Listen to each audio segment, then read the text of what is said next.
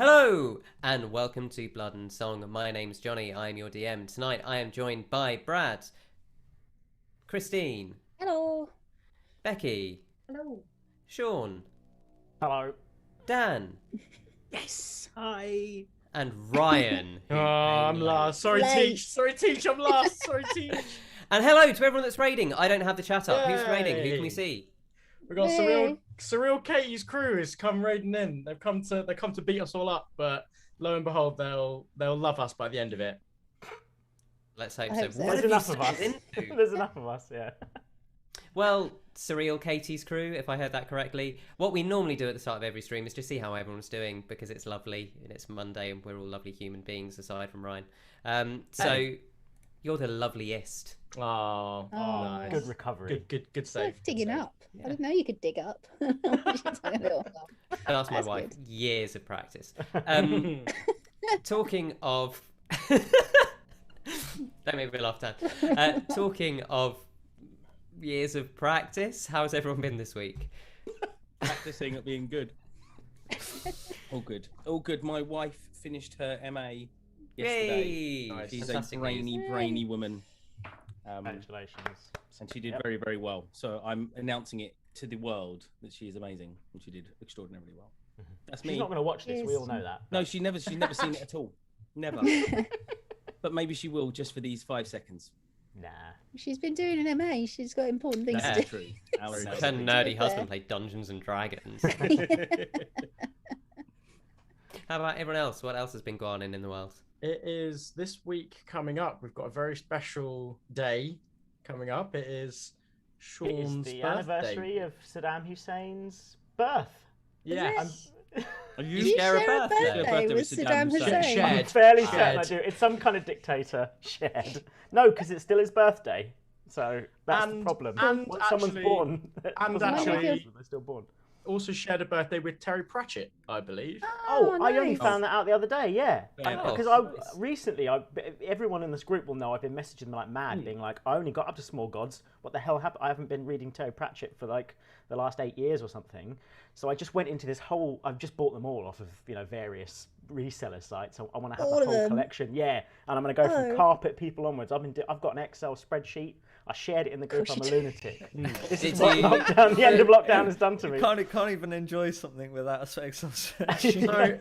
so But I listen didn't even here. realise that I shared a birthday with until a few days ago. So listen really here, wonderful listeners and viewers of Blood and Song. What we want you to do is, first of all, go to Blood Song Party on Twitter or Blood and Song on Facebook and Instagram. Subscribe to us, and then tell us what is your favourite Terry Pratchett novel. And why? Oh, yes, please. Yeah, Very why, good. no, Oh my why is God, I don't important, think I 'cause you could could list any choose. of them and you'd be right. But It like, the did why cause is- yeah. like the nicest, friendliest discussion in the chat where we were all just gushing over how much we all love Discworld. Which Yeah. did make me want to take the campaign a completely different direction. Oh, We've man. already got a giant Me too. tortoise, Yeah, We yeah. do. We do. It I has really 3 appreciate brothers out there somewhere. right? Maybe if I use an enlarge spell and the world goes flat. So it's all good. So we've got Discworld, we've got Sean's birthday, which is really exciting. Although I think Terry Pratchett shares your birthday because I've known you longer. Oh, that's a very kind thing to say. I also sort of know that if you could like save one of us, it would be Terry Pratchett. So although Yeah. I'm really honoured that you said that, I know I come second under Pratchett, Sir Pratchett. That's absolutely fine. Fair, fair, fair. That is it. So what else is new in all of our weeks? I mean, all I've got to say is last week I mentioned I bought a ridiculous book on the history of cheese and the history of Britain when I got drunk with Sean. Yeah. I've been reading it and it's genuinely fantastic. I've learned a lot about the Roman industrial cheese processing that will somehow make its way certainly into Chinella. I've not yet got to more Cheese God. cheese. Am I right? Have we Am got I to do? right? Have we got to do some homework? Have we got to read this book as well? No. Is it- Just Brad's. Okay, good work. We'll find Just Johnny press- like railroading us down a path to stay in Chinella no matter what, just so we can get to some sort of cheese factory. And you find this Yeah. giant cheesemongers. Is it like the slurp from Futurama? Just the like slurm. Slurm. Slurm. That was it, not slurp. Yeah, it's going to be that. And we've got other exciting things happening. This is going to be the last live episode for a couple of weeks. Becki, what's happening next week? Next week, episode 2 of The Show Must Go On, which is our one-shot adventure, which is not set in Erionwel. It's set in the magical world of the theatre. If you Much tuned in nicer last place. time, you'll know that the cast set things off with the variety show with an absolute bang. But of course, there's plenty more to go. So if you want to see how they do, then tune in next week.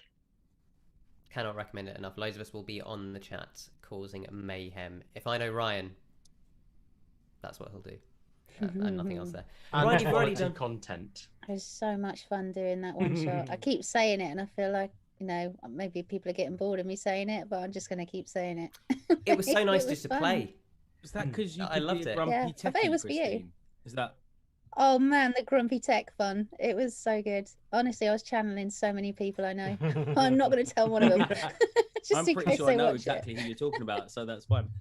I mean, it did seem quite That's good. cathartic, like at the end of the whole thing where you were just weeping and screaming at the sky as though you'd really channeled the whole pent up. Yeah, we all cried together, didn't we? It was beautiful. Yeah, we shared a moment.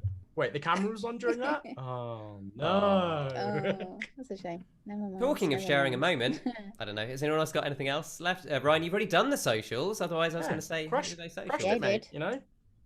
Slid that in like a little Yeah, segue god. absolutely. There we go. Hashtag segue god. use that hashtag. They all think it means me, mate, because mine is so smooth. Talking of smooth segues, one thing that is smooth is the smooth sounds we're enjoying tonight. Oh, that is awful. Oh, That was bad. is I like that was my favourite so bad, far. man. Why, it was, That I is- like I it's thought off that was on up there. puns. I thought that was up Yeah. there. Only Listen, because anyone that listens to smooth radio will know that that's how they transition from anything. Talking about smooth. I nearly went smooth with radio. smooth. Thank you to Sirenscape for providing the soundscapes that we're using tonight. If you'd like to know what we're using, please look in the descriptions in chat. Not in chat, sorry, in our description. And we've got all of them. Sorry, I'll put Because it in Epic chat. Games, thank you. Epic Games need epic sound. That being said, if there's no other announcements, I think it's about time for us to jump into tonight's episode of Blood and Song.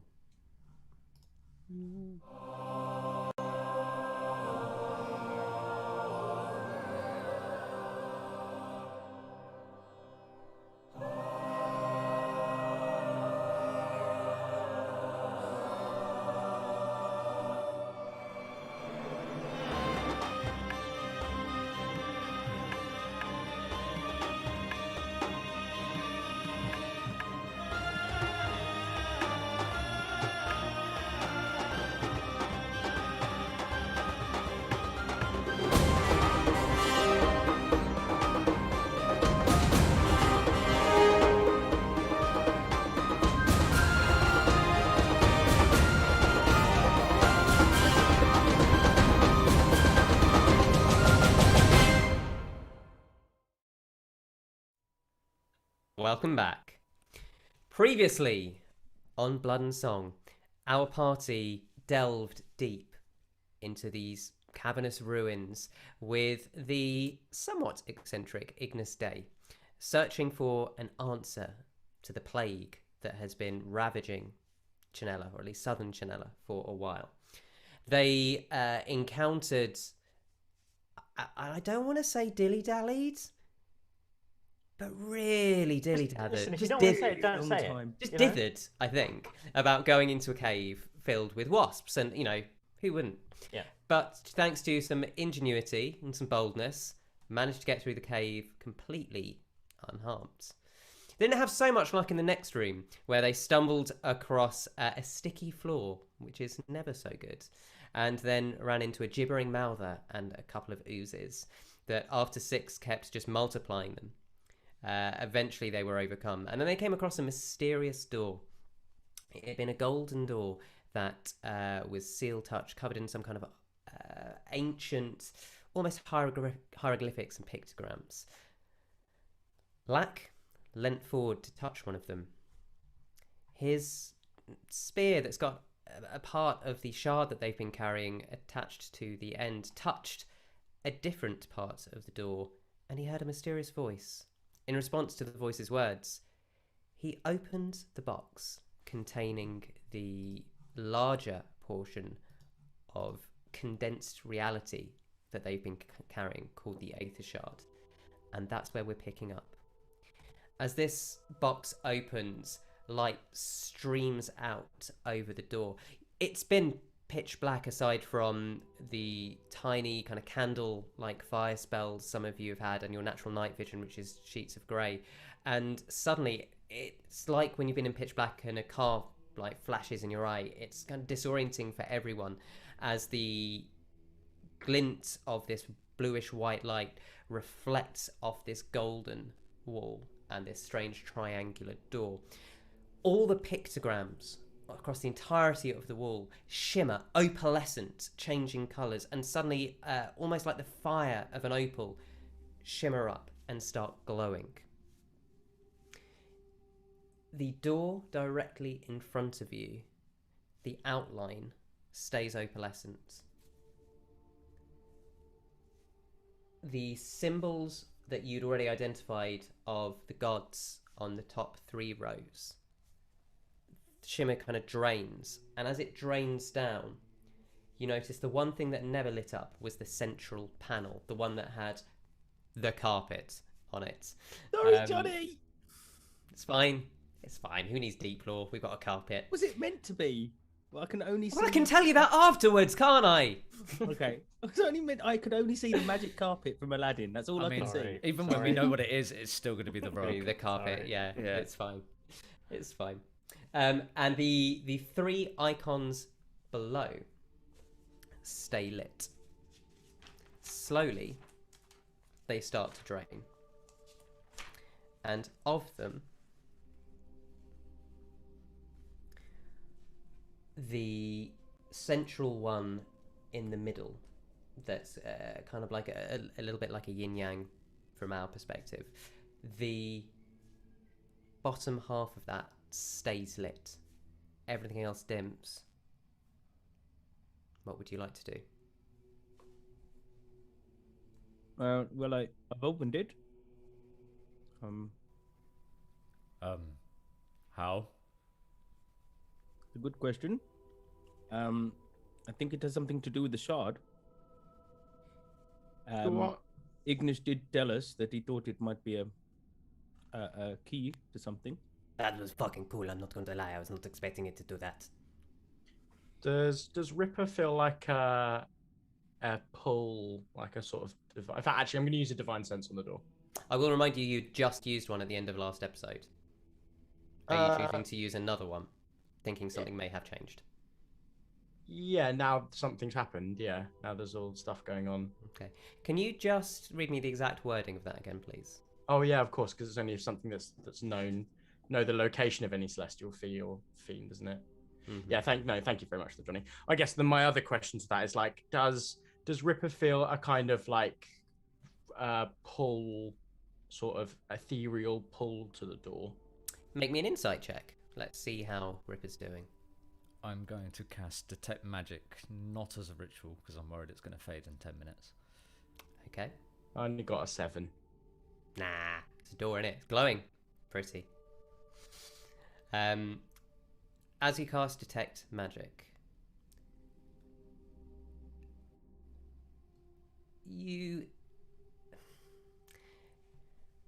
sense a few things. The first is there is a pervasive sense of a magic you have tried to detect before, but you could not previously identify. I remember saying it had a strange kind of taste or flavour to it that was not one of the schools of magic that, even with your rudimentary magical training, you would be aware of. Right, okay. You also get a faint sense of... let me just double check I haven't got the... of divination. Divination?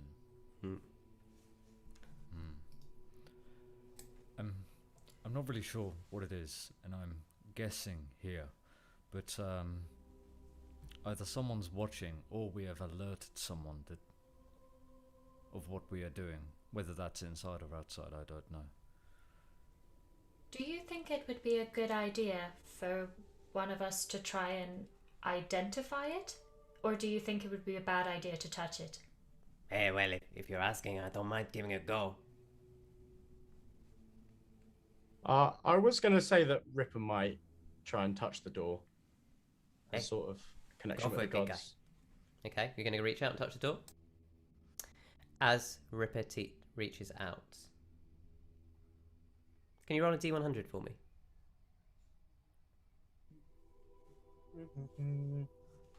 It's just 100 levels of exhaustion. That's it. That's all it's going to be.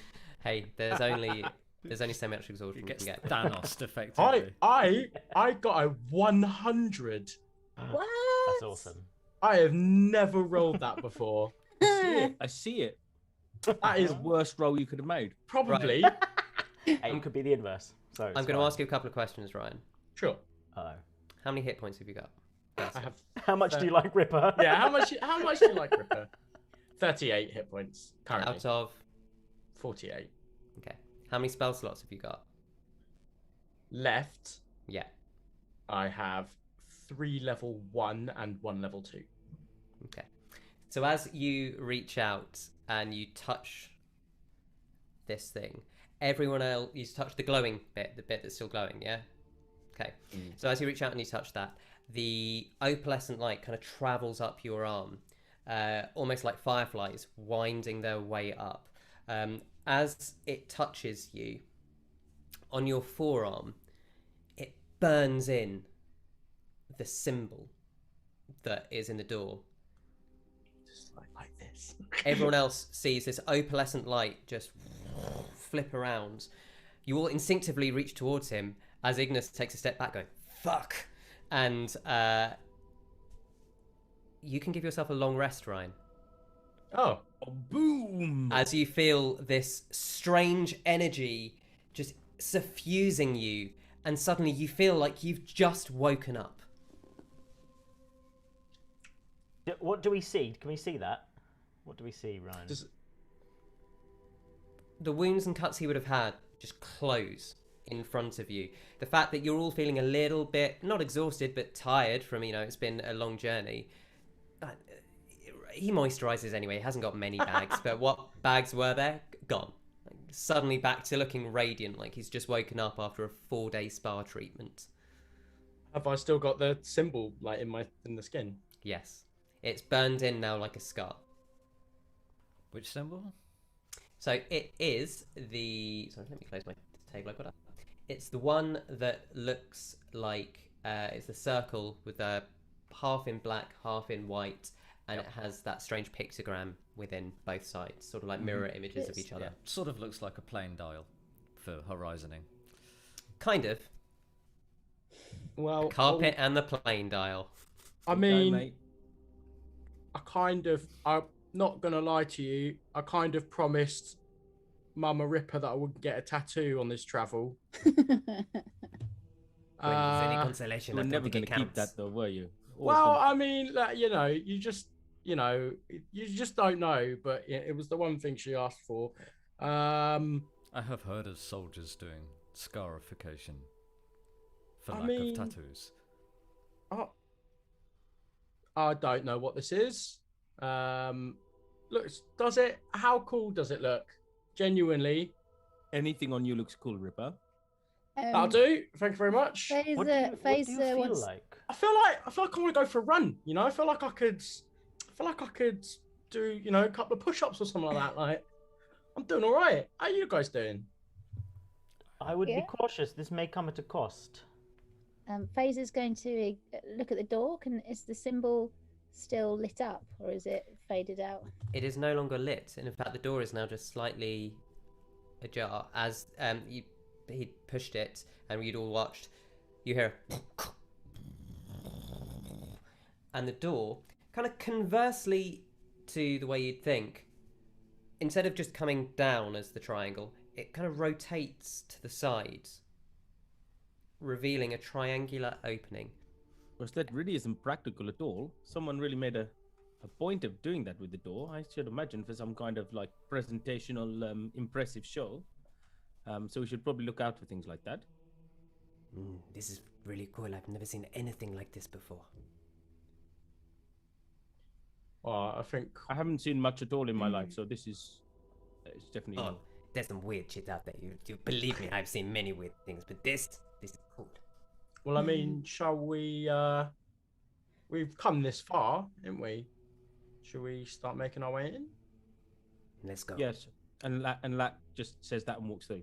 Go on. Before Faeza goes, are there any sort of stones or anything that we could wedge in the door just in case it was to close again? There are small. Make an investigation check. I mean, I would say you can see small stones around you in terms of kind of the door at a height is maybe 7 feet tall, 8 feet tall. As it's triangular, it's no even width, but at the base, it's about 4.5 feet wide. So there's no kind of boulders that you could say conveniently roll in. There's as many kind of hand-sized, fist-sized stones as you like. Okay, I did an investigation check. I got a natural 20 plus 6, 26. So okay. So is there something else I could find with the intention to wedge into the?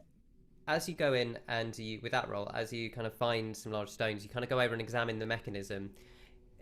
You have to kind of stand on toots to really see where the door had gone, and you notice that there's no mechanism. It seems to be almost entirely magical. Okay. You do see a little bit within, as where the door had rotated round, there is a groove in the wall, and you figure that you could probably stick a couple of stones in there that would at least buy you some time should something happen. And you take a couple of minutes to just block those out with stones, and you feel fairly confident that nothing's going to happen to that door. Okay, lovely. In which case, Faeza will go in now. Okay. Yeah, it's at Lak going in. Six has jumped up. He comes up to Ripper and sort of looks at him, looks at his symbol, looks at him as if, you know, a man that's about to go on a suicide mission, and just says, your sacrifice will not be in vain. And you don't know if he's joking or not, but he says it, and then he walks through the door after everybody else. Okay, as you all walk in, your lights. So just remind me what lights we have got going. Someone had a light spell on a stone, I believe. I had magical tinkering on a stone. Magical tinkering on a stone. Mm-hmm. A few of you had dark vision. What else did we have? Produce flame. You had produce flame, and yeah. Six, you'd had light on. I think something. I dashed it, didn't I? I dashed it across the room. Yeah. I think Six has dark vision. But I have dark vision as well, yeah. Yeah, no, but I remember he'd given that, but he'd thrown that away. That's fine. I gave my stone to Seed, so Seed's got my. Okay. And I'm desperately trying to grab Octavius's hand. As you walk in, it is still dim light, but what you do notice is the off-white light of the very dim light spells. It just kind of shimmer a little bit against the walls. Now, what is strange as you walk in is the corridor is triangular, so it leans in over you, and the taller members feel a little bit claustrophobic as it's not square. The very architecture feels weird. Can everyone just make me a perception check? Faeza, you can add your proficiency bonus to this.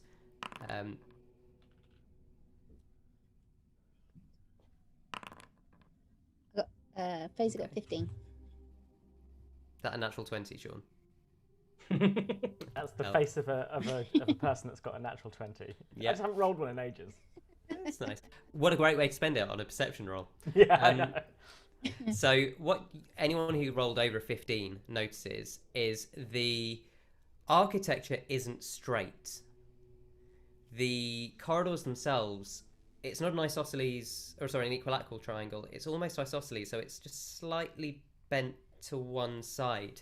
The floor as well, it's not uneven. You feel sure you're on level floor, but everything just feels like the perspective's been skewed slightly. It's a little bit unsettling. The light from Octavius's produced flame absolutely shimmers down the pathway, and as you walk in, Octavius, the light is pulled from your fire is pulled from your hands, and as you walk, just wall sconces are lighting up as you kind of keep this cantrip going, and as these sconces light up, you notice glass balls just appear around them, and it's almost like once they've been lit, they seal and don't seem to go out, and so light is gradually filling the corridors. As you head down maybe 60 feet, 70 feet, the walls have all got pictograms on. There's the exact same kind of gold burnished look towards them. Is there anything anyone would like to do? Would you say that we are more than a mile away from where we started? You have no idea.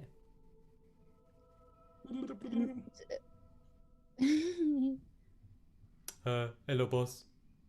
All right, Treacle. How's it going? Trying to get back up.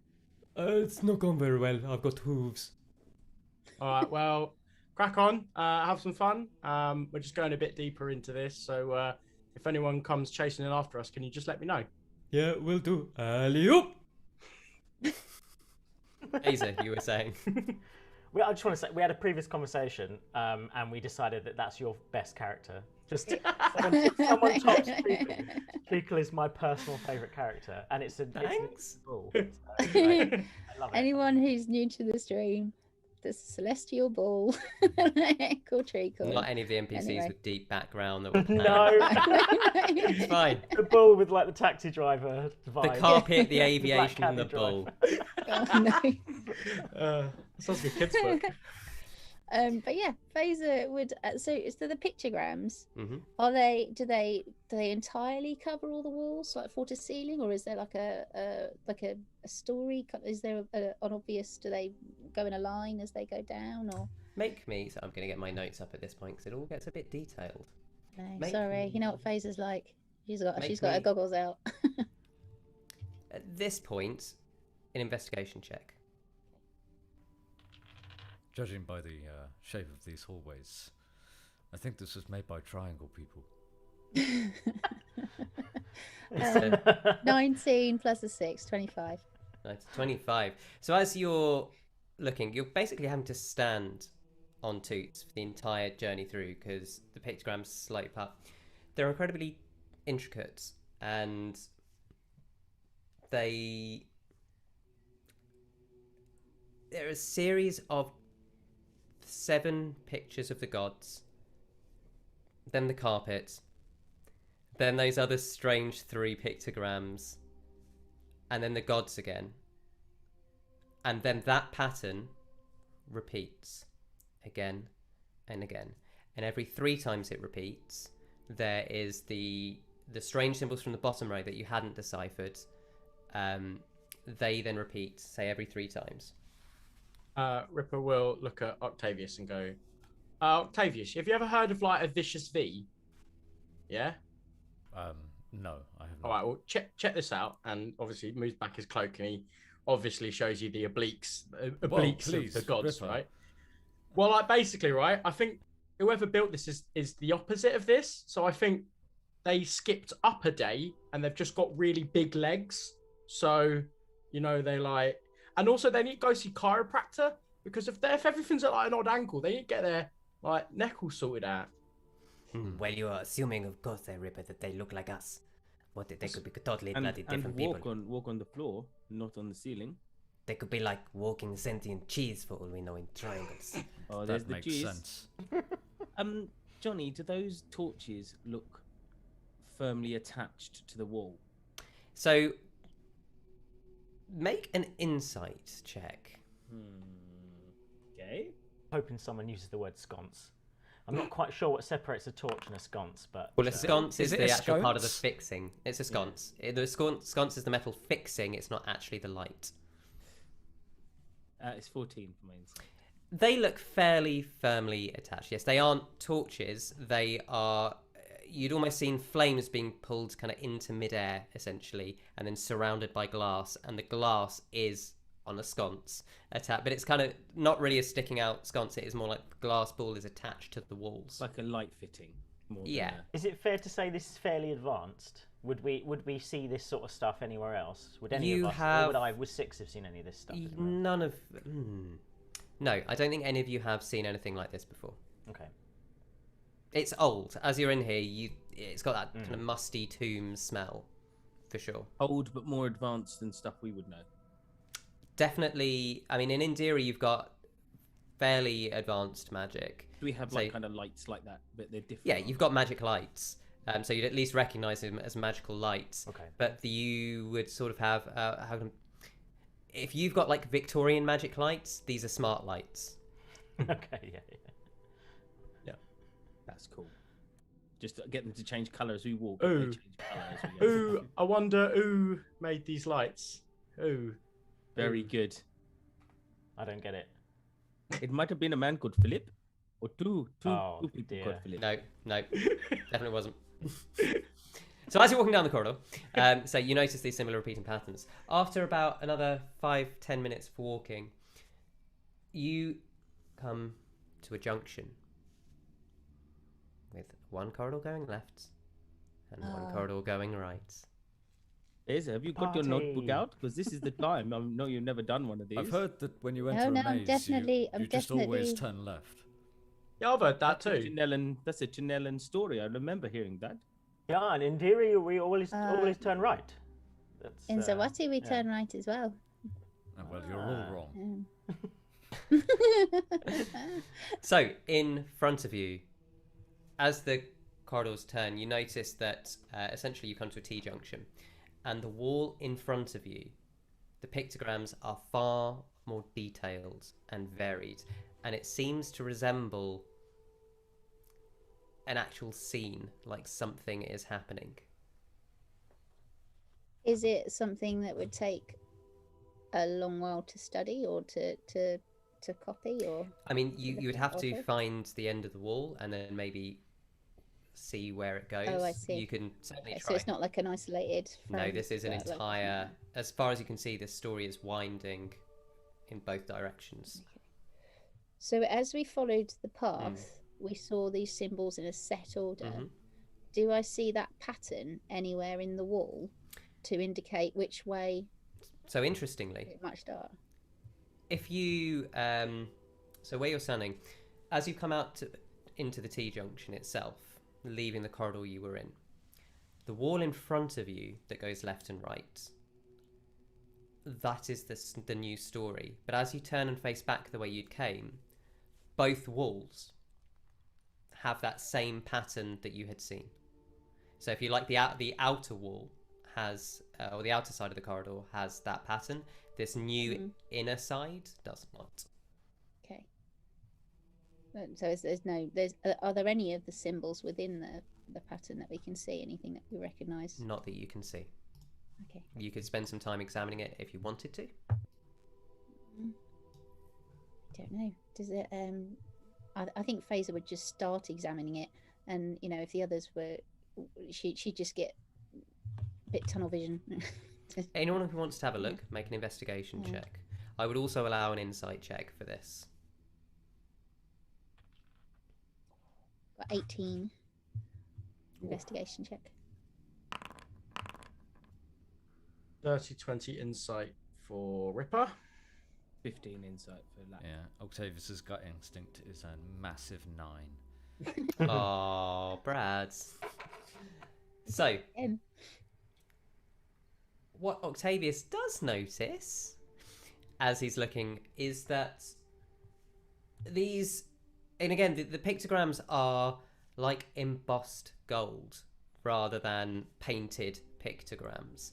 So they're sort of hard to see, especially in this flickering firelight. So Octavius is a bit kind of dazzled just by these moving gold patterns.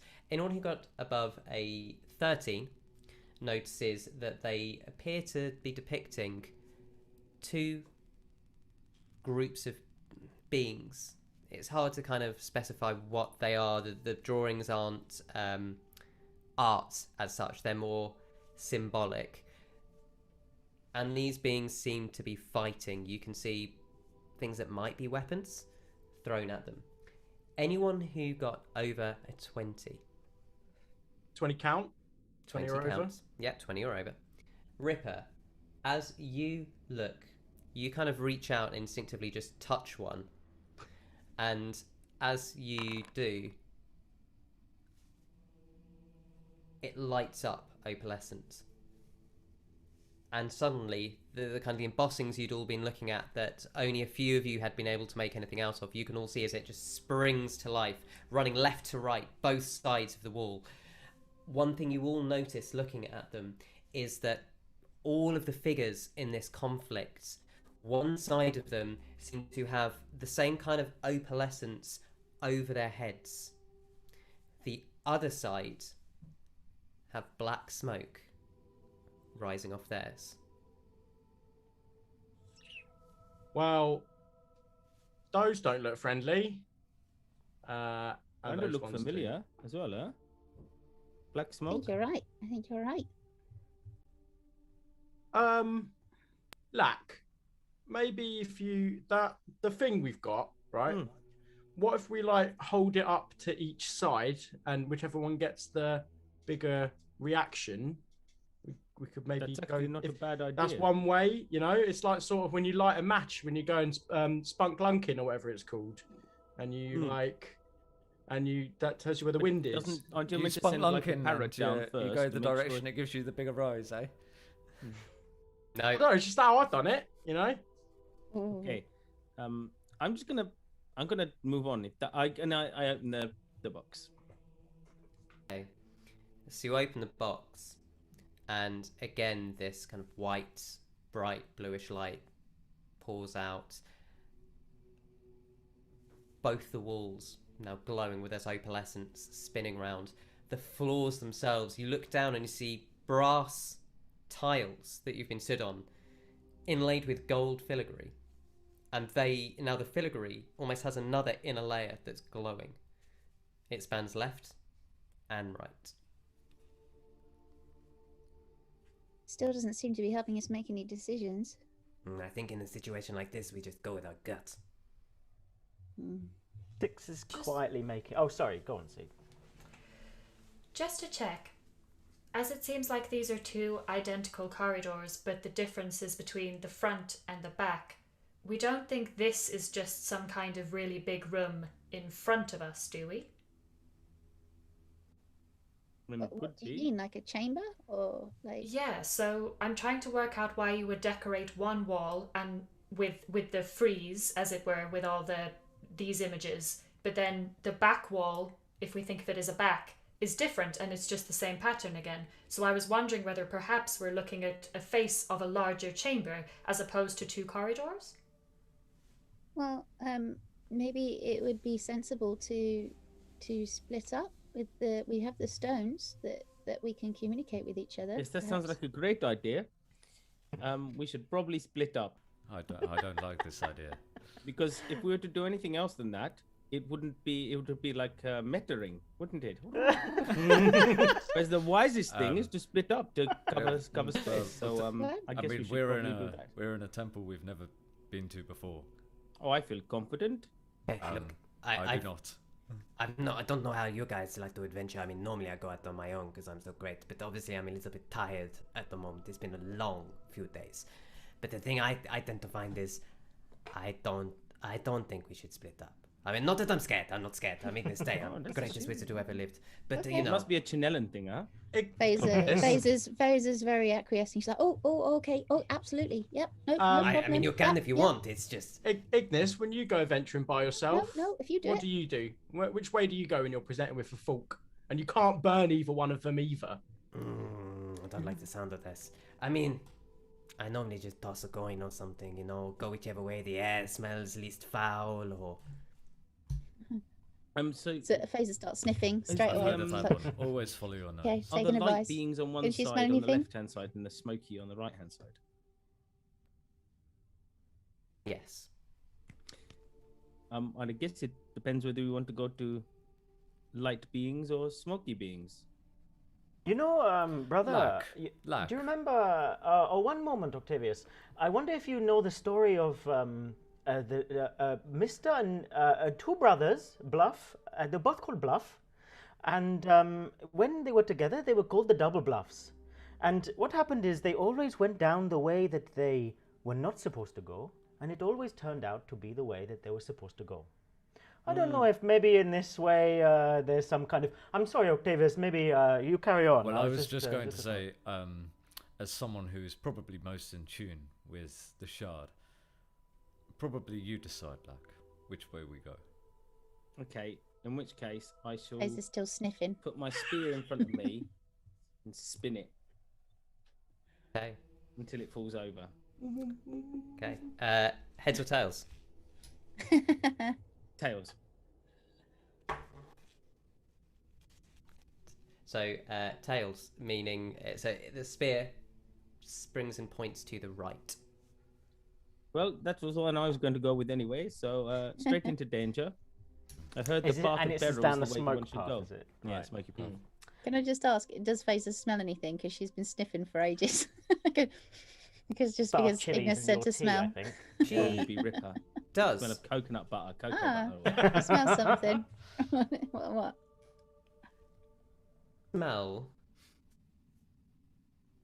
charcoal. From which direction?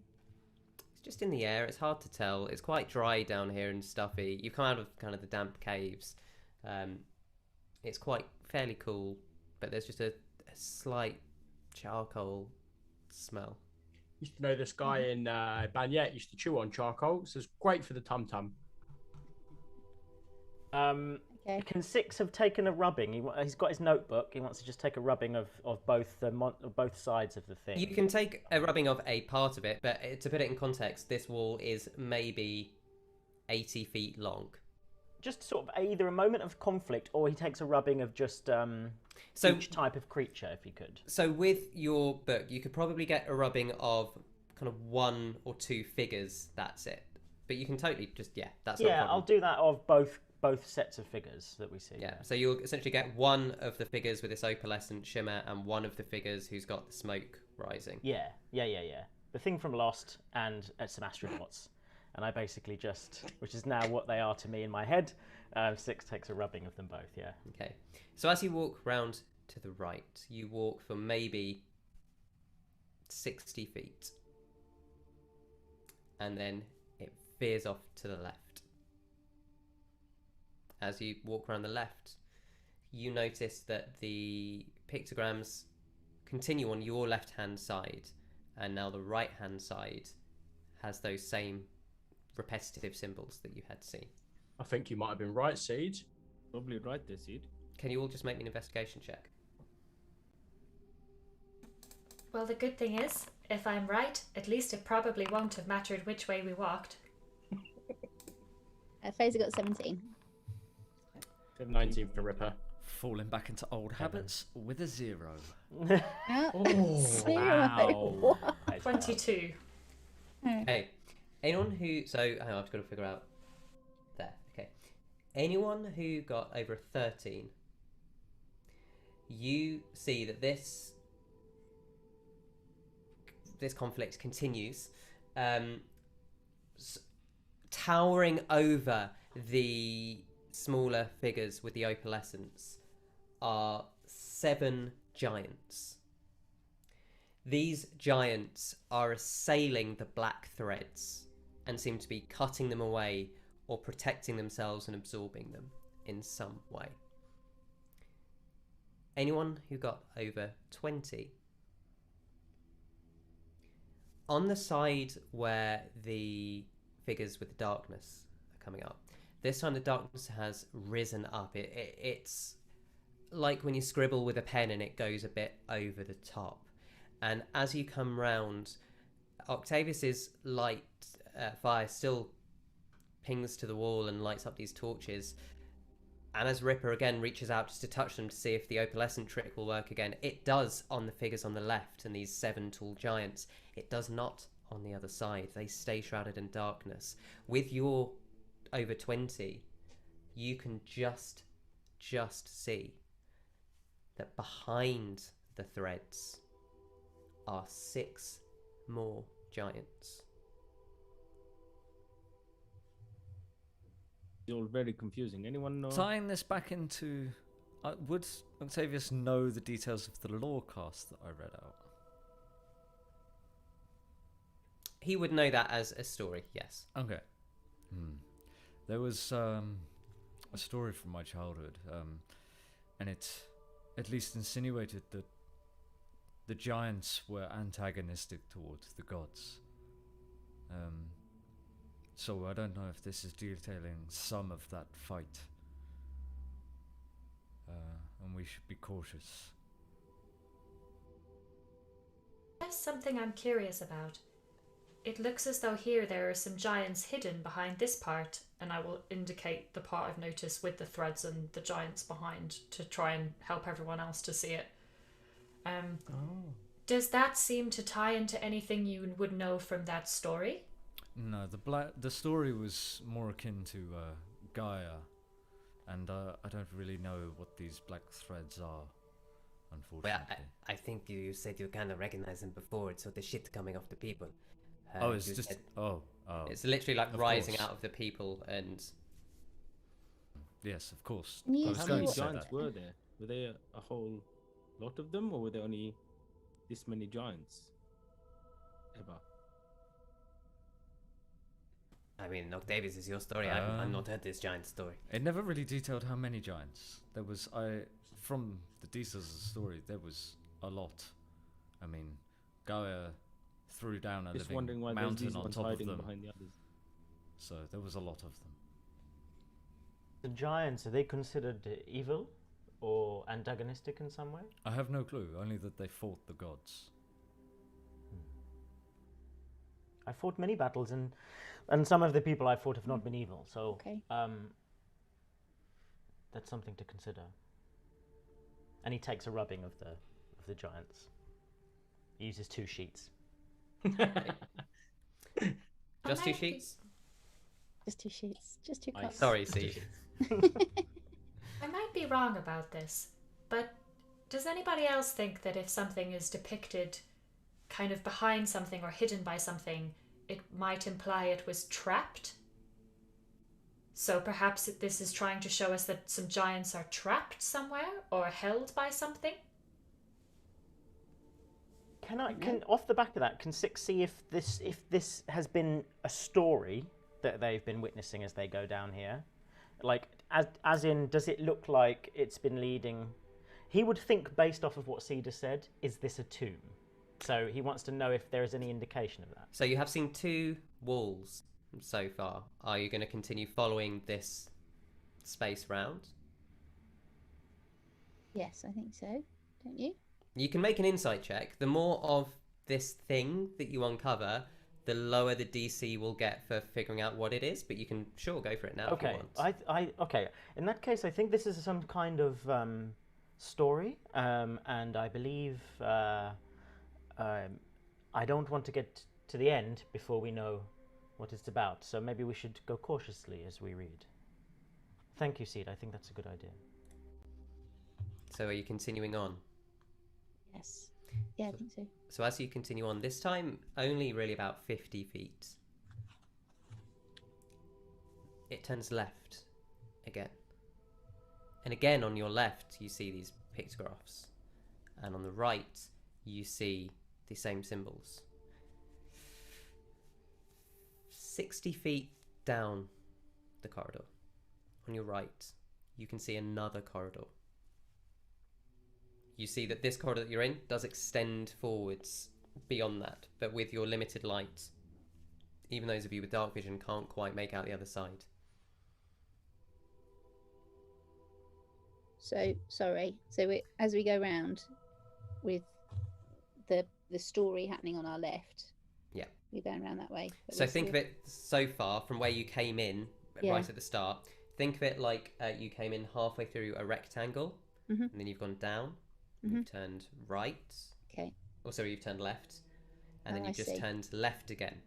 So Now- effectively, the right turn that we see could mirror the entrance we came in at Yes. around this box. Cool. Thank you.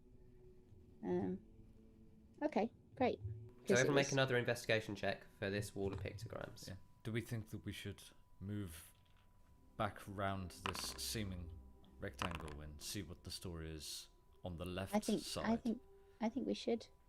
So you're going to go all the way back Yeah. and look at essentially the top of the rectangle that you haven't seen. Okay. 20 Nice plus one, 2, Dan. 22. Okay, so you walk quickly backwards, back around.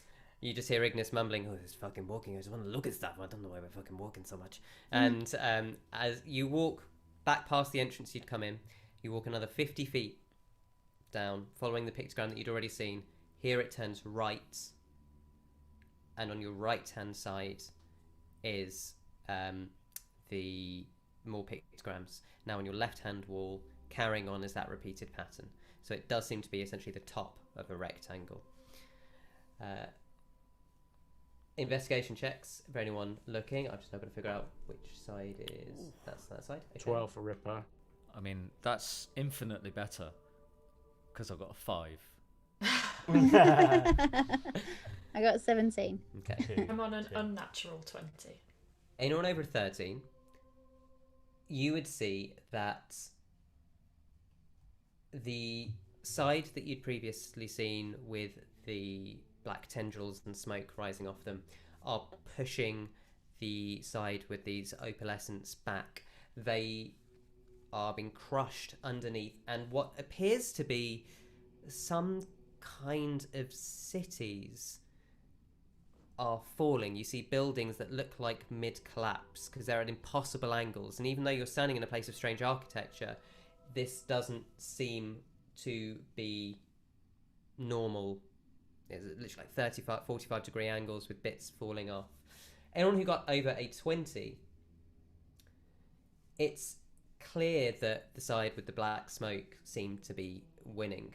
What's more interesting is that the cities themselves, when you really go up close with the torchlight and with the opalescence that shimmers again off Ripper as he walks around, it kind of pools into blackness at the base of the cities, as though giant holes are opening up.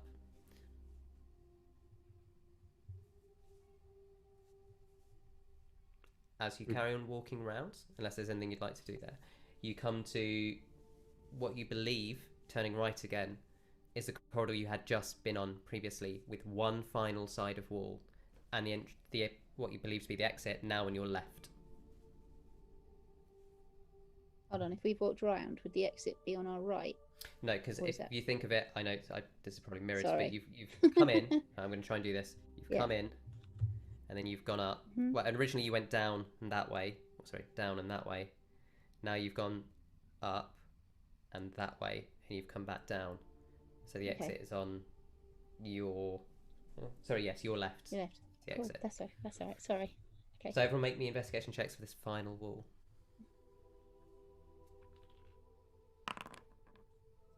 24. Okay. 11. A lovely 10, doubling it each time. Getting there. Sixsmith is seeing everything today. Another nat 20. It is, yeah. I'm going to get Total none in whatever 6 giants we're about to fight, but a 21, only a total of 21. 21. So anyone with a 13, you notice 7 giants again on this side. They are standing in front of these cities that by this point have collapsed. Anyone who got over a 20, you notice inside the 7 giants, instead of faces, they have symbols. Symbols that you recognise from the door. Okay. Okay, I alert everybody to that fact, and I try and match me up too. the symbol to. Yeah, well, I do it first. So I've got 20, 6 does it immediately. Oh, did you get 24, higher than? Okay, 24. fair enough.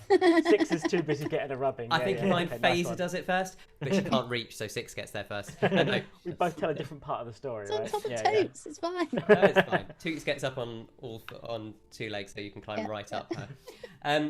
Yeah, you notice that as you look into deep detail, whilst it might look to a casual observer that these 7 giants are just identically standing, what they are actually doing is slightly different. One of them seems to have their hands out and their feet splayed into the soil over a great chasm. Faeza, you notice the symbol of Ondra in this figure's head. You notice one figure almost kneeling down by this Ondra's feet. You see the image of Circa in its head. And as it's reaching out, it's got what seems to be a large weapon cocked over one shoulder, leaning towards, holding off these enemies. The other 2 are one of the giants. When you actually look its feet aren't touching the floor, it's floating, and behind it, what you'd initially thought were swords are giant wings, and what had looked like black smoke actually looks like lightning coming down from it. And one of the other figures, that one has Carrion's symbol on it.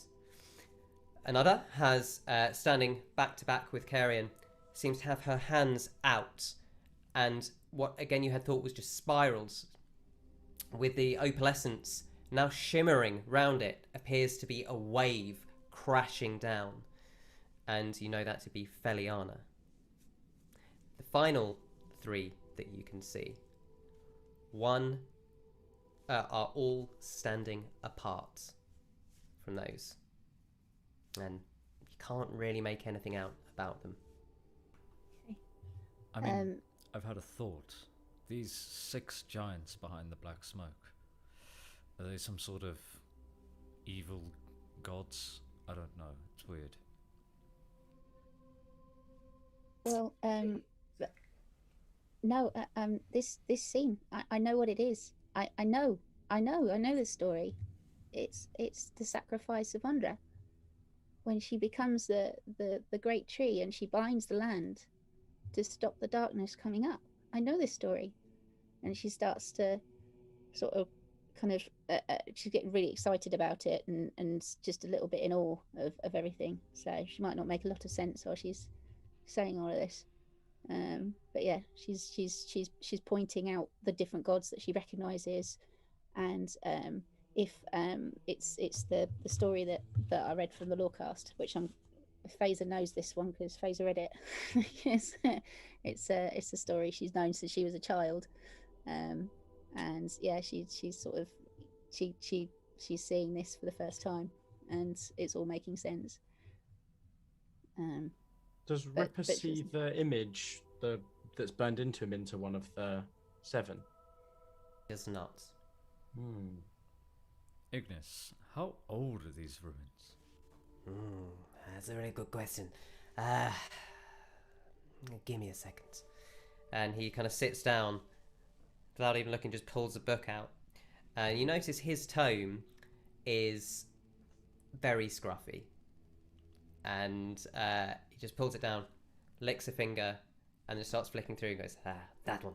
It's going to take a few minutes. You carry on doing this. You're very good at that. And he just sits it down and starts mumbling arcane to himself. Oh, well, at least this time we can talk while we're around him. Well, Faeza's not going to. Faeza's going to. So Faeza's going to take her backpack off her back. She's going to pull out her little wooden and porcelain figurines because she's still got her tree, and she's going to set them in a little scene, and she's going to start making tea, and start this is really important. So she's going to start making a little prayer while the tea's being made. You're going to have to drag her away, basically. She's realised what it is. And this is the 5th time on the journey that you've done something specifically for Undra, I believe, in reverence. Yeah. And as you're making this tea, you feel something inside you. I'm not sure what it is, but you feel close to Undra somehow. That's cool. She's going to put her, as she puts her, because she's got a little tree figurine, and she's pulling out the little figurine that she had a little cart that represented all the team, and she's going to put that close to the tree, and she's going to put the figurine of herself and one of my center, and she's going to put them under the tree, and as before, the little tree's going to slightly glow green. She's like, and then she starts playing, but basically making a prayer, asking for protection, but also very politely, because gods are busy and they're very important, but she's also remembering under a sacrifice, so that's what's going on. If anyone can hear what she's mumbling while she's talking to herself, so it's not really. Faeza's mumbling on one side, Ignis is mumbling on the other. Ignis is mumbling on the other. What's everyone else doing? Well, I suppose we must wait. Okay, yeah, I guess so. He's making some notes in his little. I'll have a little peek around the corner to the literally a moleskin undiscovered hallway to see how long it is. But I don't go down. About 2 or 3 minutes. Okay. About 2 or 3. If it's about 2 or 3 minutes later, the tea's ready, she's going to start pouring the tea slowly over the little ornaments as part of her procedure that you've seen before, a ritual that you've seen before. And she does. And maybe at the base of the picture as well, just a little bit on the floor. But then sort of mop it up a little bit so it doesn't make too much of a mess. And you do, and you feel Ondra's presence suffuse you. You're not sure what that means yet, but you feel closer to her. So Ondra will remember that. Ondra will remember that. Octavius, as you look down the corridor, you see it disappears into the darkness ahead. It seems to now both the repeated symbols that you'd seen on the earlier corridor meet up again and carry on down both sides of this corridor. As everyone else is standing there, is anyone else having any conversations whilst Ignis is mumbling? So it's going to take him 10 minutes. Black's gonna sit down with the box and kind of open it and meditate with it in here. Okay. Ripper's just going to look for the symbol of Valyria. Okay. Seed? I was wanting to actually take a look back. So now we've obviously noticed that those figures of the giants specifically actually turn out to have symbols inside them. I actually wanted to go back and see if I could see, because am I correct that just around the other corner is where we saw the ones where they were hidden behind the threads? Yes. I wanted to go back and specifically look to see if there was actually something we might have missed that might have identified them as more of the symbols on the door. Okay. Or anything else. That So you go around there with your light stone. Can you make I will let you have insight, investigation. Insight or investigation. I'm going to say at disadvantage because you're doing it in dim light, and I don't believe you have night vision. Nope. No. Although actually no, sorry. Octavius's torch had lit up the sconce. So yeah, you're fine. Just a standard check. 10. Hard to see behind the whatever it is that these black tendrils are. They're obscuring these figures quite heavily. You do kind of think that maybe the smoke was added after the figures. Maybe it's purposefully obscuring them. Maybe. Okay. In which case,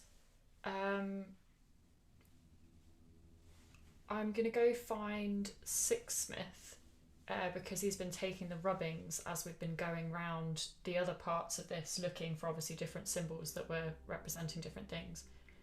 And just say, this might not be important, I don't know. But I was wondering whether maybe where we saw, this seems like a very odd way to refer to them, but the antagonist giants on the other wall, and I'm wondering if somebody deliberately obscured them, and I'm trying to work out whether there might be anything we could use to identify them. I just wondered if you might be able to see anything there that you've spotted as you've been looking at all these symbols going round.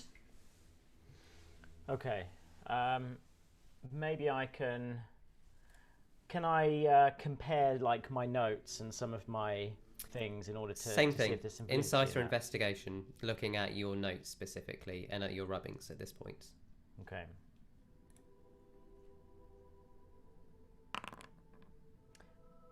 $11. No. You kind of come to again the same kind of conclusions, that it's weird that as you go back and look at the originals, it's kind of weird that someone the black tendrils are clearly part of this these pictographs, but they were definitely added after whatever these figures were underneath. And the more you look, it looks like very careful care has gone to cover these heads. As you go round and you check the other pictographs, you can see actually now you're looking for them, you can see the symbols of the gods in all the other figures where there are 7 on one side. Ripper, as you go round, on the side where they are all together fighting, you do find Alluria's symbol in one of the 3 separate figures. You actually see her almost hunched with her hands by her head between 2 other figures who, now you look, you can see the symbol of Aramis in the symbol of Lurien. You are muted. If I touch the symbol, anything? Touch the As you symbol of touch it, Illyria? Or which hand are you touching it with? The one with the tattoo? Or the I would other one? assume the one with the tattoo. Like that one's been the skeleton key in here so far, hasn't it? So just to obviously make it really, really clear, the symbol of Illyria is not the symbol that's on your arm. Yeah, no, I know that. Yeah. I know that. We haven't seen that symbol depicted in these pictographs yet. You have on the door. But Yeah, not yeah, in these on the pictographs, door, yeah. but not in the So story. as you reach out and you touch with this right hand that's got this burn mark, you see a flash of white light and you hear a scream. Ah! It sounds like the fury of the moon exploding. It sounds like 1,000 wronged women. It sounds like the hell of a dying battlefield. It screams. You pull your hand away and the screaming stops. And as you look down, the symbol on your arm has turned red. And looks, you know, when someone's just burnt it and it's sort of a bit wet and like a peeling and a bit pussy, it's turned like that. I like tentatively poke with my other hand. Nothing. Ripper, what Octavius! Octavius! Ripper, what have you done? I found the symbol of Illyria and Okay. gave her a little poke, and well, this happened. Like sort of like a kid running up to their parent after they've like fallen over. but look at it, and this happened. And that happened when you touched the symbol of Illyria. Yeah, and I heard like the sound like of a moon exploding and like screaming, and I didn't like it. Oh, well then just don't touch the symbol again, it's fine.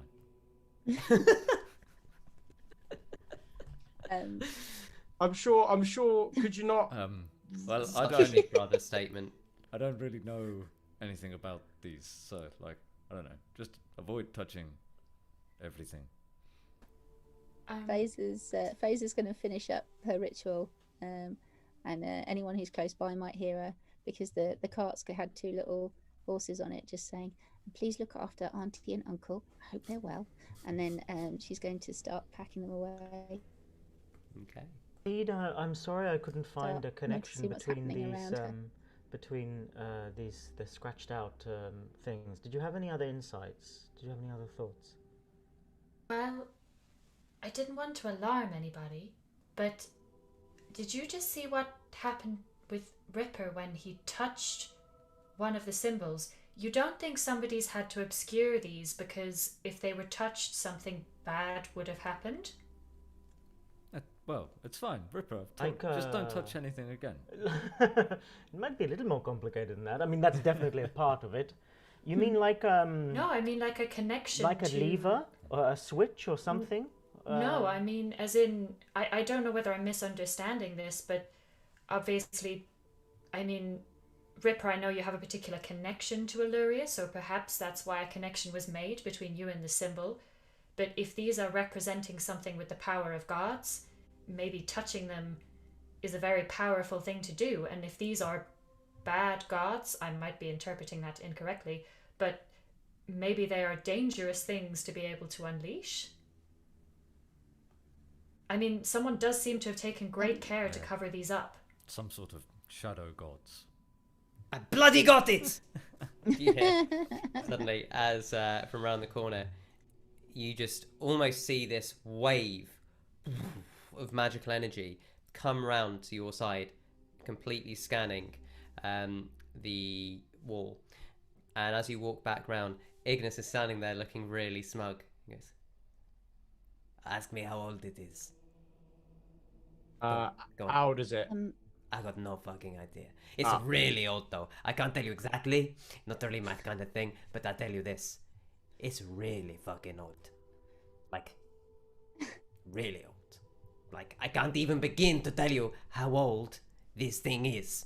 I've never seen anything like it. This magic, it's still latent. It's still got latent magical energy after all of this time. The aether is just running through it everywhere. It's amazing. So you're saying it's old? Oh, like you wouldn't believe. Faeza's heard what Seed was saying about the connection to the gods, and she's been looking a bit puzzled. And she calls Toots over, and she stands on Toots, and she's going to touch Andra, see if anything happens. You touch Andra. Nothing. You're just touching a wall. No, it's fine. She goes back. I mean, it ain't fine. I look like one of those like deserters that we like those, you know, that we I saw. thought this was what we were doing now, that we were just touching things without looking at them properly. You Is can that not? sense divine energies, can't I'm you, so Ripper? confused. I mean, I can sense when someone is a celestial. Are you suggesting I see if there's something in between these four walls? No, I was thinking, could you just sense any sort of divine energy from that scar in your arm? No, it's I can only like basically find if something's like I can like locate okay. hallowed ground basically, or like if someone is a celestial, then I can know where they are. So we've been all the way around this now. Yeah. Is that There right? was an exit. And there's no, Yeah. but there's no door into this. Doesn't seem to be. Does there? Can we look up and see if there's a like? Does it meet roof? Are we in the corridor, again, or are we in a bigger chamber? With When you the- look with- up, you are still in these Yeah. corridors, but remember they are triangular, so there are no ceilings anywhere. The walls just sort of meld again in the rounded triangles like the door you had seen. Okay. Same as the corridor when we came in. Yeah. Okay. Okay. Well, I don't know if we're going to be able to get inside this at all. Walk round this square then with the shard, since it seems to be doing a lot of things. She's gonna take a gentle walk round with it open. As you walk round, you're literally just holding the box open. Like presenting it. Like Okay. some kind Faeza's gonna. Can you just roll me a goggles on. D100, please? There. She's gonna. of Faeza's gonna see what Lack's doing, and she's just gonna follow really closely and see what's Octavius is just going gonna on. But not too closely. obviously. knock and listen. 24. 44. 44. Ooh. I didn't know that was a thing. Can you just roll a D6 form? Oh no, 44. Oh, sorry, I'm just looking at the duration of that. Okay. As Lack is walking around, he gets to the wall with the scratched out, I'm going to call them figures, the obfuscated figures, the box open, and suddenly with the box open, the darkness seems to dissipate for a second. For a second you can see the figures, and then Lack disappears. What? With the box as well? Yeah, gone. Shit.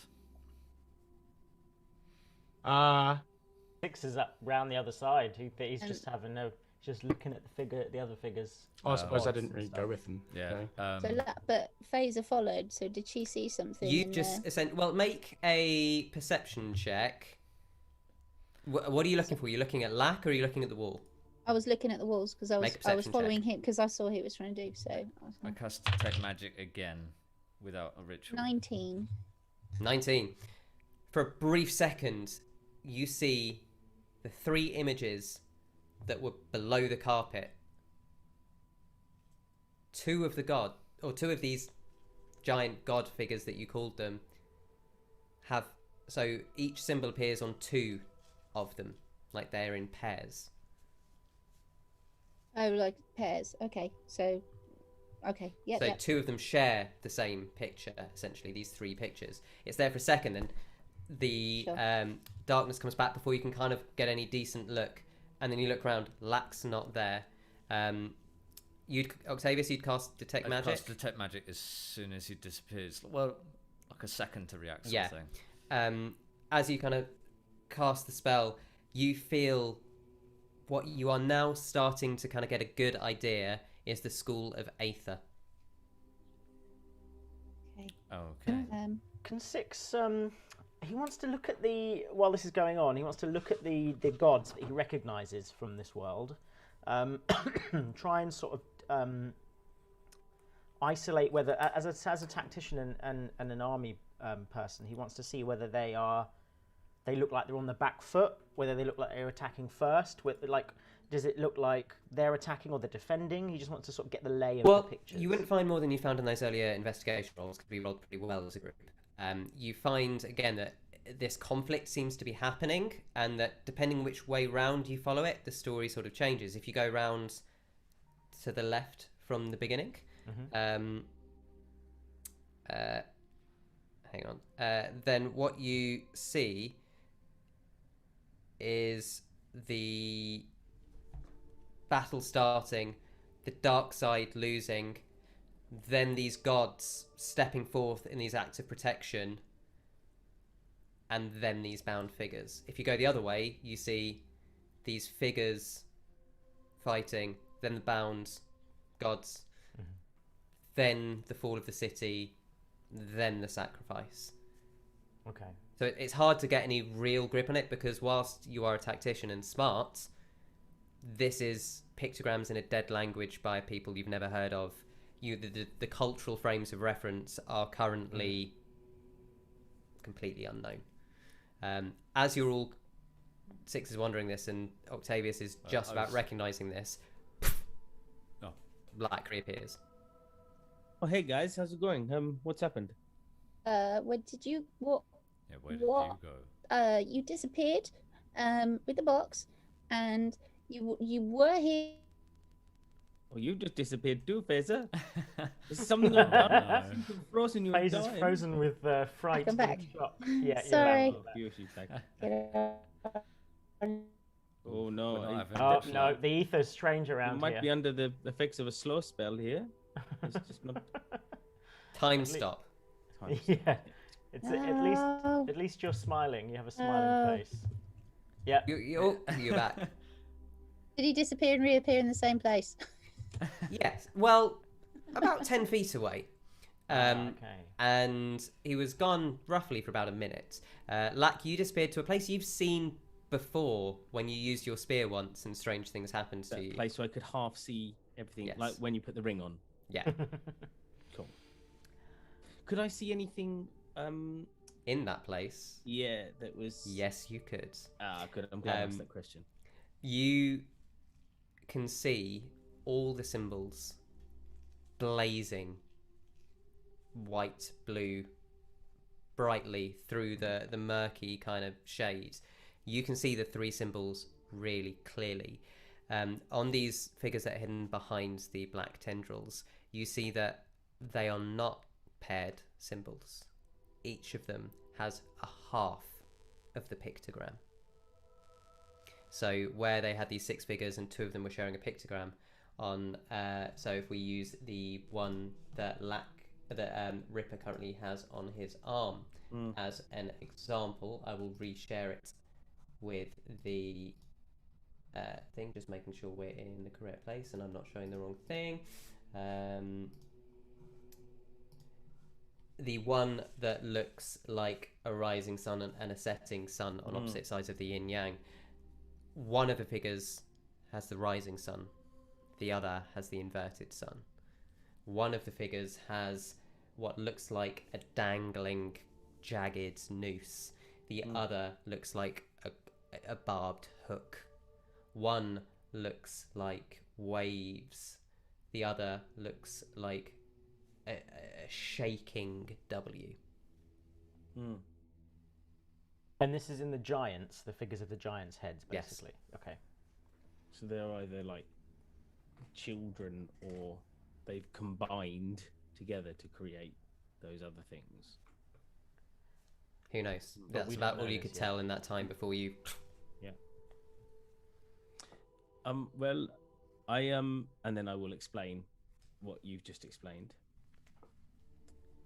So, this is not a good tattoo. Well, it might be. Who knows? Oh no. I mean, Look, if I'm honest, I don't think we should hang around here too much. I think touching magic walls is a little bit dangerous, and there's a whole lot more to explore in there. There could be all kinds of new magic shit for us to find. That is true. We could come back here later. I wouldn't worry, Ripper. Like, we get to look at this. And he just pulls up his robe, and he's just covered in, like, mats of scars and weird... Looks like a brand. He's like, I got drunk once, it was a dare. I wouldn't worry. We always get things we regret when we're young. Your mother will understand. That's why you like fire so much, right? I've got it now. But why? Yeah. Listen, why the mechanism that does this in a place like this is my question. Yeah, that is what I'm not sure a about. Good question. And as, you know, the cleverest person in the whole world, I got no idea. I think we need more information before I can make something up like this. Okay. Lack, you said you disappeared somewhere and then you came back? That's right, yes. That's very dangerous. You need to be careful. Okay. Okay. So, are we heading down the unknown corridor? I think so. As you head down, you do feel the floor slope suddenly. Not dangerously, you still feel sure-footed. And again, you see these symbols down both sides of the wall. You walk 100 feet, 200 feet, 5 minutes, 10 minutes, 20 minutes, down the whole time. And then you enter into a large, high-ceilinged, triangular room. The temperature in here is noticeably colder than that of the corridor you had just been in, and the air is thick with damp. Obscure piles lie in the corners of the room, and what appears to be a thick carpet, long gone to rot, lays underfoot. And that's where we're going to go to break. The carpet! It's the carpet! So we will see you all in a few minutes after a quick loo break, where our party will interact with this carpet. Brilliant.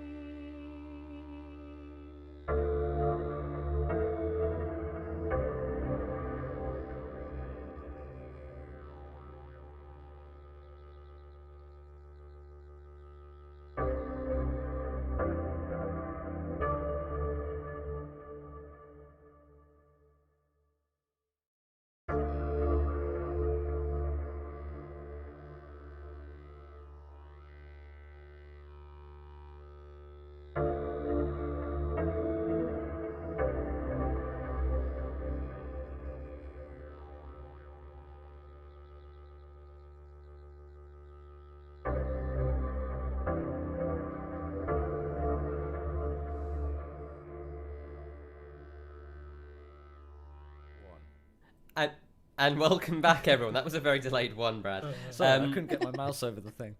That's right. Welcome back. So let's pick up where we were. You had just headed down a long tunnel, having discovered some pictographs that you've come up with some theories about what they might be about, but you have no way of verifying. You just reach a very, very big room. I will give you the description again, as I'm sure you've had 10 minutes and forgotten. You enter a large, high-ceilinged triangular room. The temperature in here is noticeably colder than the corridor, and the air is thick with damp. Piles lie in the corners of the room, and what appears to be a thick carpet, long gone to rot, lays underfoot. What would you like to do? Faeza I would don't like know to. about you, but I get a very bad feeling about this room. Yeah, brother, you know when I said I was worried about this being a tomb? I think I'm more worried about it being a jail. Faeza's gonna drop her glasses and pop her goggles back down, and she's gonna have a look at this carpet because they had a sticky floor in the last big chamber, and it didn't turn out very well. So she's gonna have a little Make look me and see a if perception check. Maybe it really has been a Weatherspoons all along.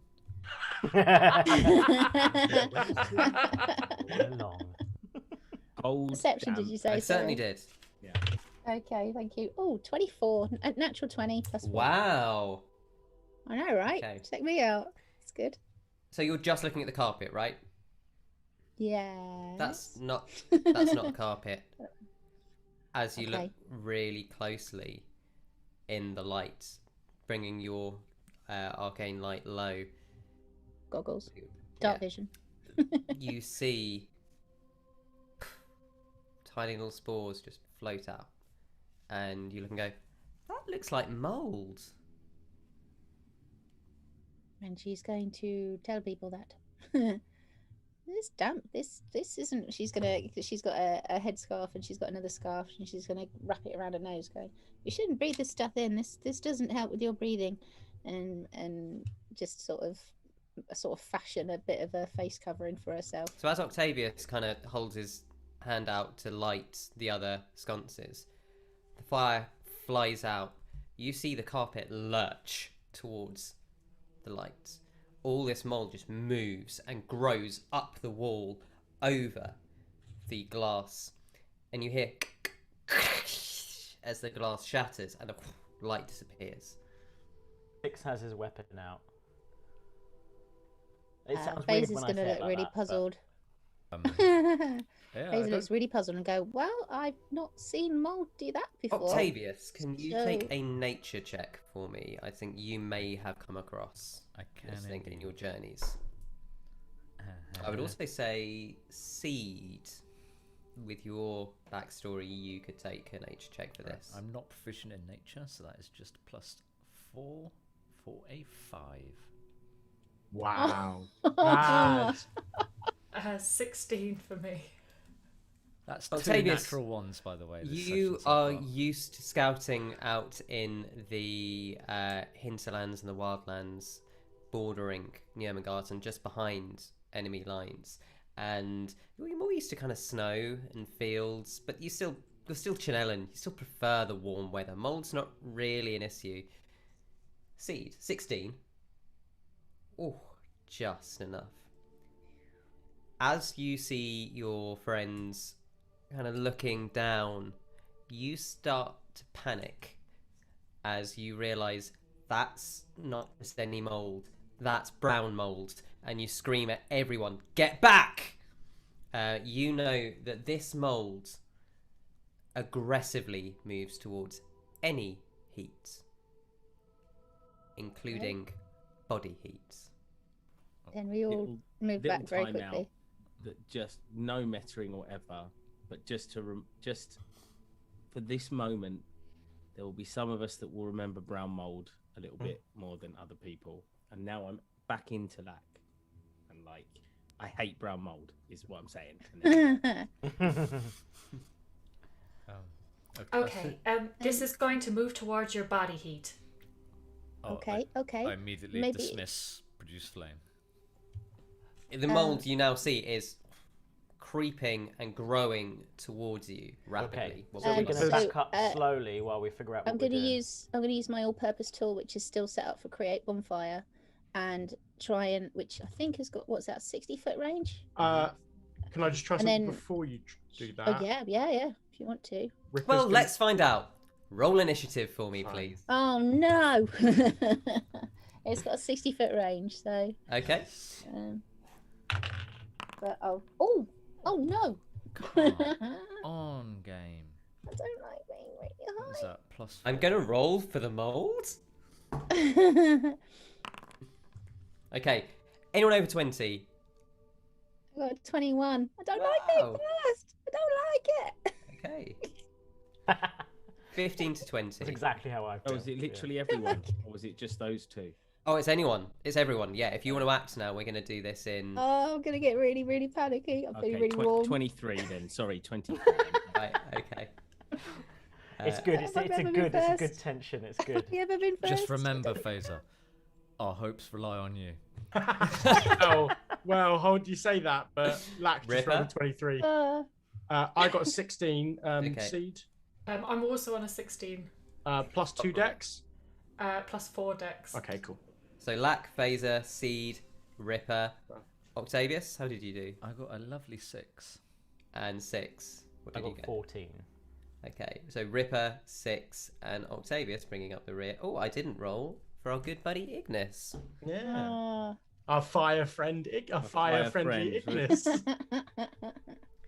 Okay, Lack, you're up. Well, I've heard Seed just scream out, so I will spin backwards, crouched, and grab my spear all at once, but be behind the team and crouching tiger. Okay. And I'll ready an action to hit anything that comes near us, but I will stay waiting for the rest of the team to do something. Okay, so you are all just inside the doorway. You have not yet walked in. Just making that clear. I'm further back than even just walking inside now. Okay, so you are... Yeah, okay. Absolutely fine. Faeza, what would you like to do? I would like to cast create bonfire as far away from us as I can, which is 60 foot, and then peg it 25 foot back. So as you release your magic, the moment it leaves your hand, the mold rises like a wave towards you. You dart just back. Well, make a dex check. Oh god. Ugh. A saving throw, yeah? I guess. Save and throw. Oh god, I got a 9. Oh no, what's gonna happen? Okay. Can you make a con save for me? A what save? Con save. Constitution saving throw. Thank you. I got 24. You feel the spores erupt out of this mold on your tiny hand as you pull it back not quite fast enough, and as you go to shake it, luckily you're quite used to dealing with alchemy and chemicals.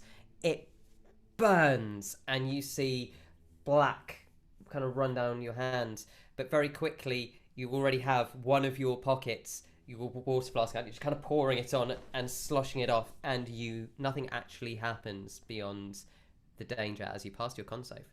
Ooh. She wears fingerless leather gloves. Does that help anything or anything? In As this part of that process? situation, it literally does, as it seems that most of the mold had landed on the glove. You do see that your glove looks singed, Okay. but it other than that, it is fine. So that is your Didn't like turn. that. Don't do do see that. where you Bonus set off action. the Bonus fire. action. Don't do that to everybody. You do see that where you'd thrown the fire, said it had almost instantly been swallowed by this mold. Okay. And if anything, where it hit, the mold got thicker. Oh God. Okay.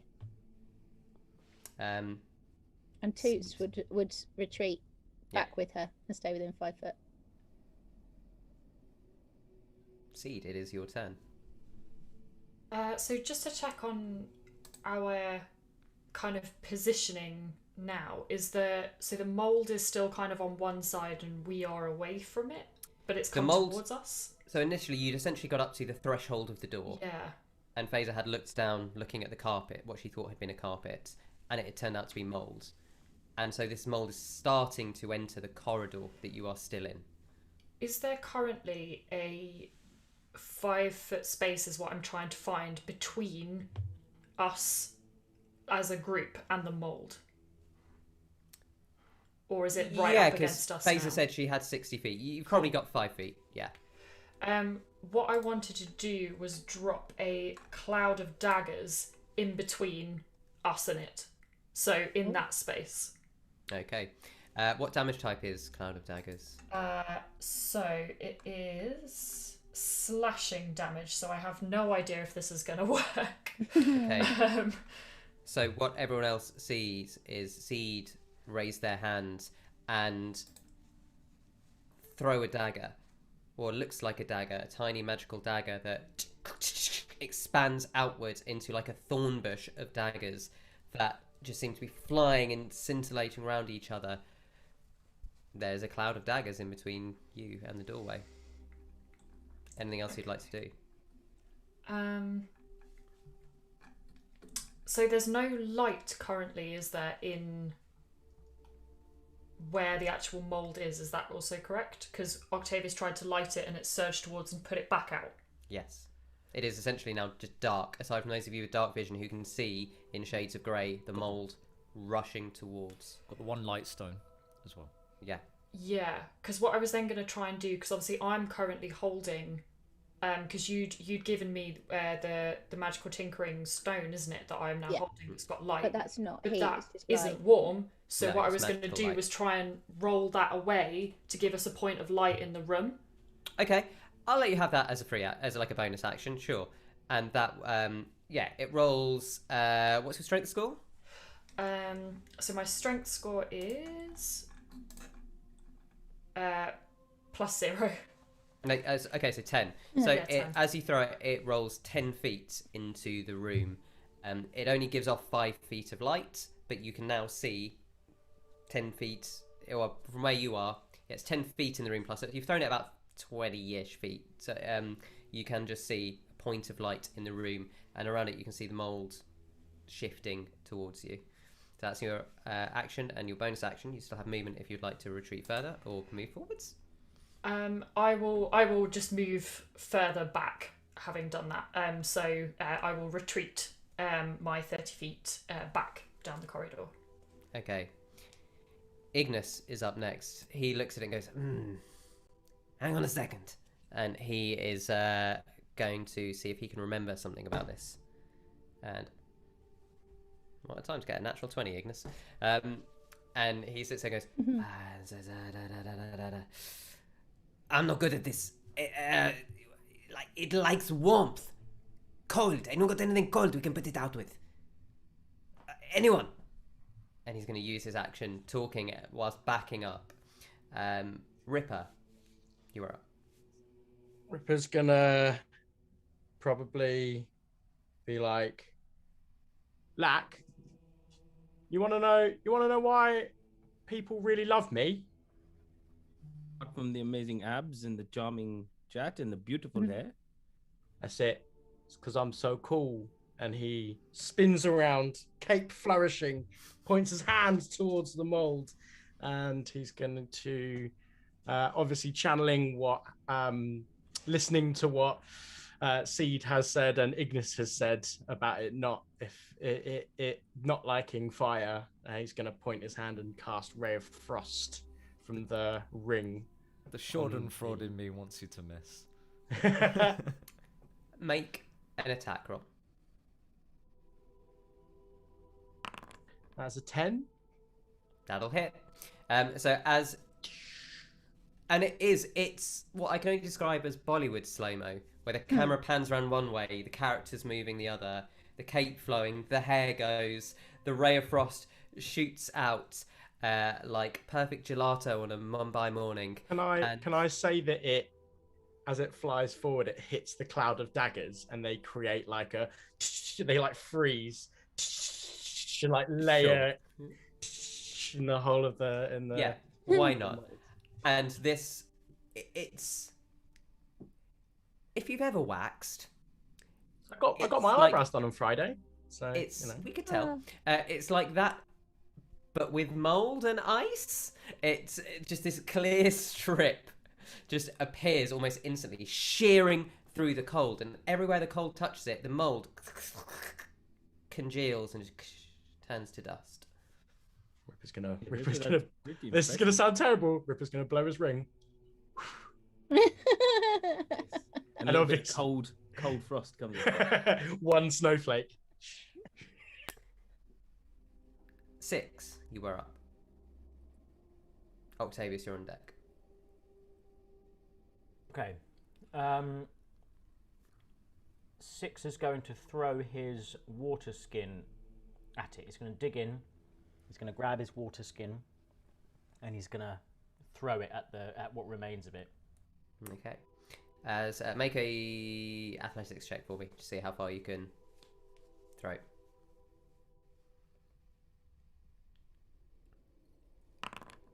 Yeah, 7.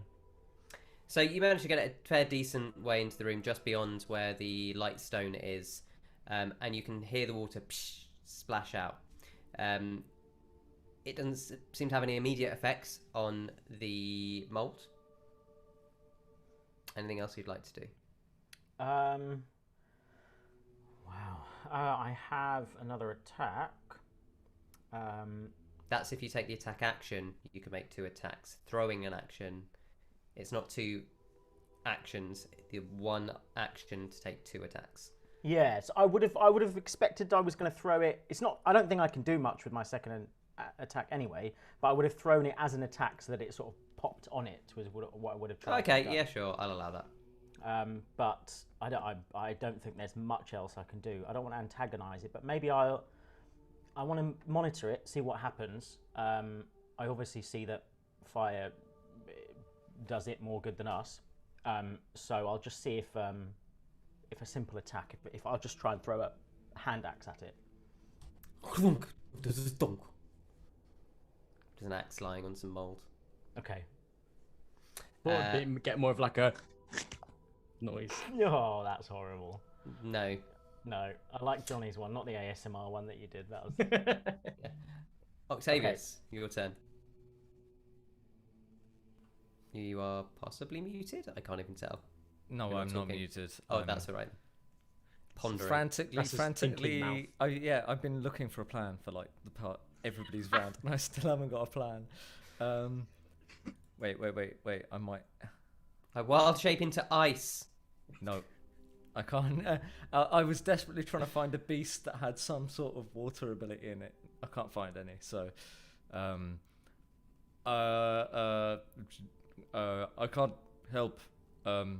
Also, I am kind of made of fire, and so I move to the back of the group.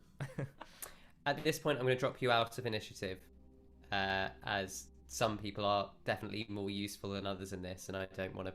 Yeah, I can't do anything. Just wanted to give everyone a turn to see what people would have done. Now the initial thing is over, you kind of look back and realise Rippers has been effective, and Ignis kind of pats you on the back, goes, "This one's yours, big guy."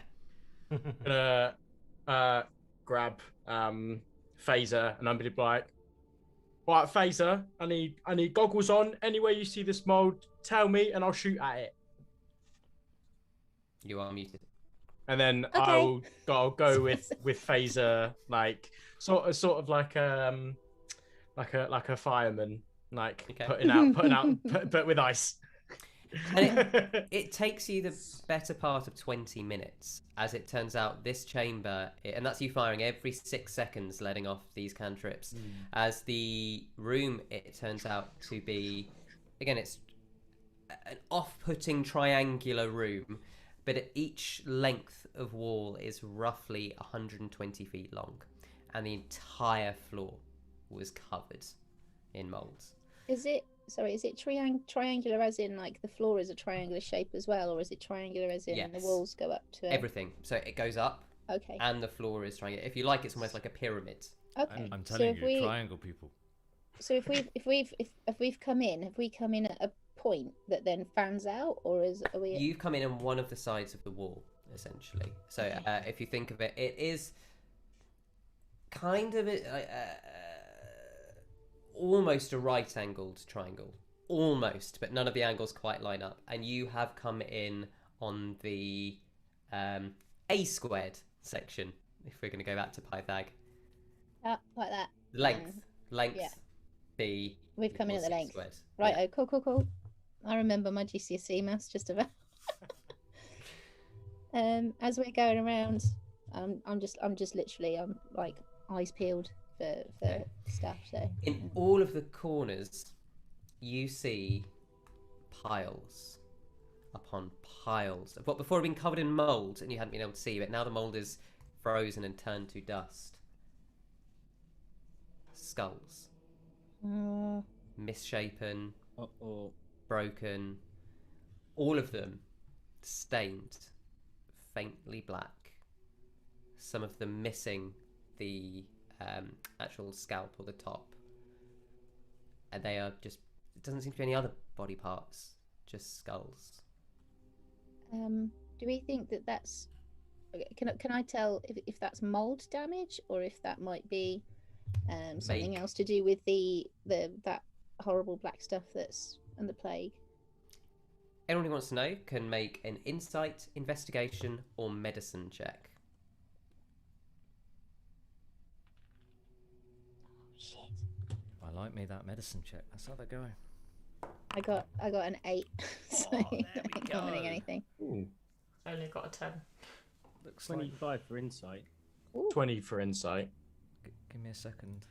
And How do you do there, Octavius? 28 for medicine. Oh! Good. He's back! I only roll walls or 20s, baby. So, Lack and Ripper, as you're looking around, you do start to find bone dust with your insight. As you kind of go, it can't just be skulls, that's kind of mad. And you find that the bones themselves seem to have completely decayed. It looks like the passage of time, you're guessing, just by the amount of mold in here and how damp the air is. It's not a sealed tomb at all. Octavius, as you're more interested in the skulls and the black markings, with your medicine check, you look down and you see that yes, the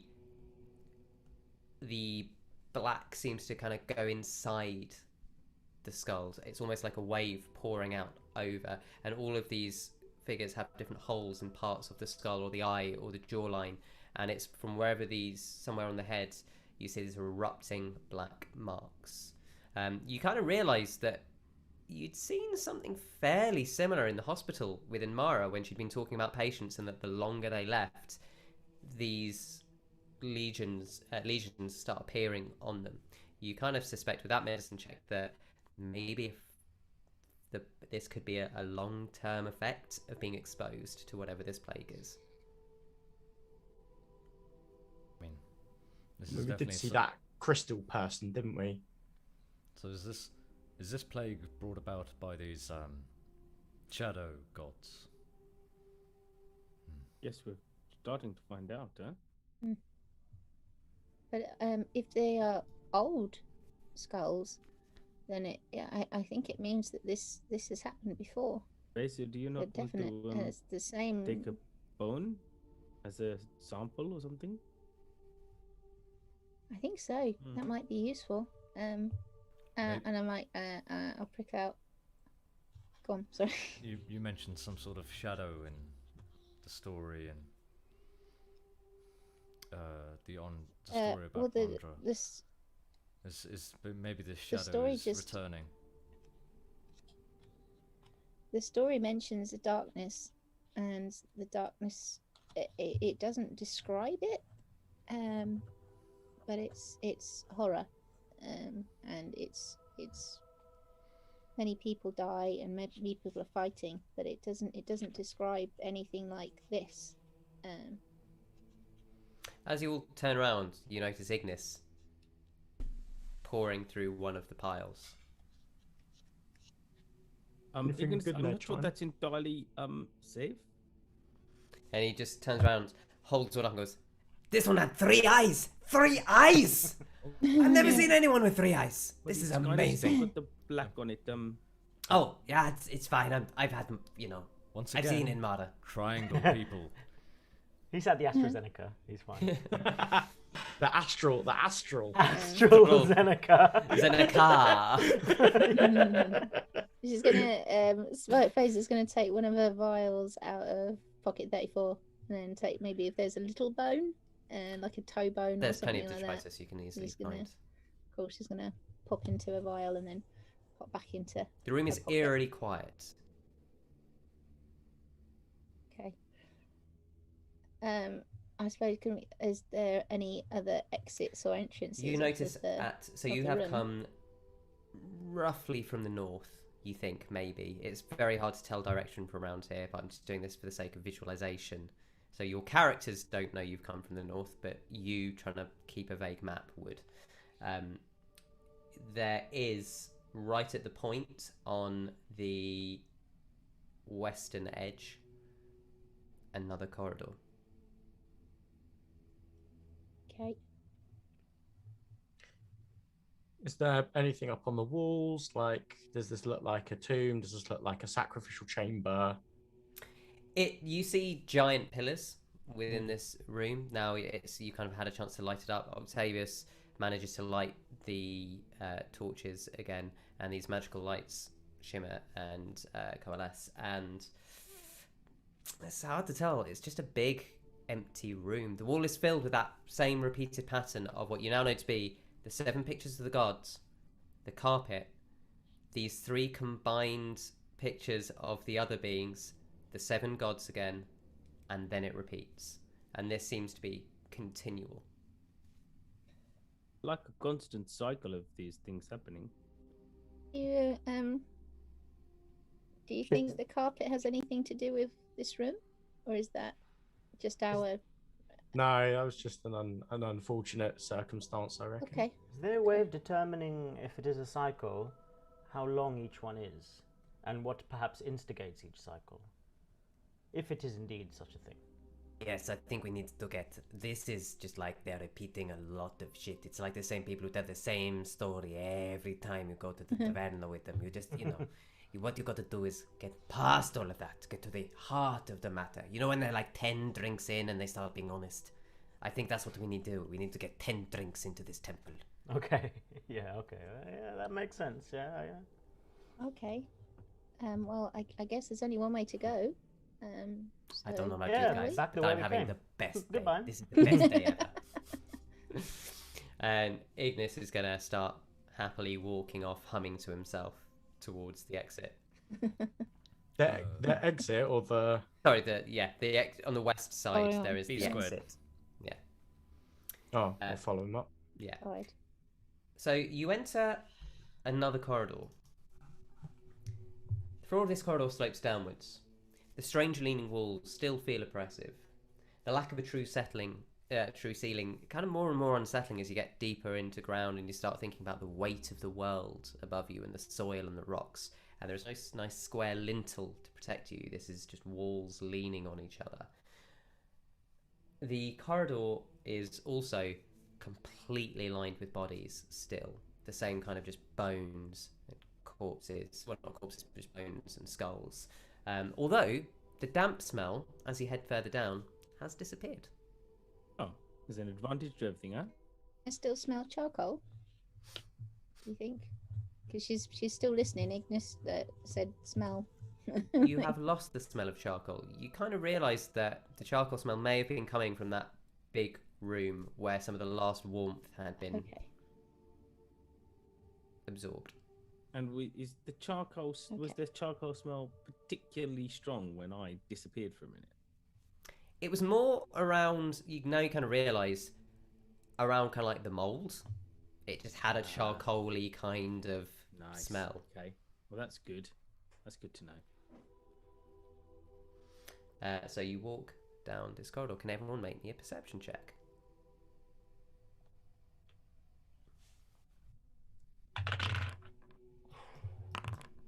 $22. Oof. 14. 15. 24. Oof, Sorry, 15. Octavius. That's all right. I Becky rolled got quite 9. low. Steve got 9. Sorry, it was just swallowed by everybody's audio, and 15 for me. Okay. As you walk, you notice that the bodies start to have armor and bits of cloth on them. As you look at it, you realize it's not like armor you've ever seen. Octavius wears segmentata, and you've seen the Legionnaire segmentata, like these metal strips. In Indiri, you have maybe breastplates with kind of reinforced chainmail. This, it kind of looks a bit like glass, but kind of when you pick it up, it kind of crumbles and decays. It's been here so long, it's kind of hard to know. You start finding some kind of rudimentary weapons. Again, these seem to be made out of what looks a bit like glass, but again, when you pick them up and kind of give them a swing, they're so fragile that they just break and shatter almost instantly. Is there anything anyone would like to do as you walk down this corridor? I mean, these are just crystal weapons, Dark Souls. Well, You don't they're know. good enough for one hit. You don't know. Depends on the hit, yeah. You Are don't they, know. so they're actual weapons. These aren't effigies of weapons. These are actual weapons that we're finding. Yeah, these are. Do those crystals look anything like the crystal at the top of my spear? I will say they're not crystal. They resemble glass more clearly. So My bad. it's a material you don't know. Yeah. But it kind of, to you, you've seen glass. It looks like glass. It doesn't look anything like the tip of your spear, which your spear is kind of opalescent and blue. This is clear. Sorry. See, do you wanna grab one of these maybe, and we can identify it later? Maybe it's something we don't know about. I was also going to grab like Yeah. a dagger if I could find one and carefully put it away. You know, You I can, think find a dagger, maybe no we problem. all should just take something from here. You know, there are tales of monsters in parts of interior that can only be killed or subdued by certain qualities of materials. So he's going to try the old warrior within. You know, when you like the Prince Persia warrior within, where you kick a weapon up and grab it from the floor. As you do it, it shatters. Okay. Oh, My test Spin worked. around your neck and I'm Faeza's My test gonna worked, take a everyone. small It's one. fine. She's going to wrap it Very up brittle. very carefully, and she's going to put it in pocket number 8. So anyone who's carefully wrapping one manages to keep one of these very fragile weapons. There's they like don't seem to daggers be and serving short any swords. practical use. What Yeah. would you do with that, huh? It's like more likely to damage you than the person you're attacking. But we can study the material. That's what I quite like to do. Maybe these are very if I get a old. chance.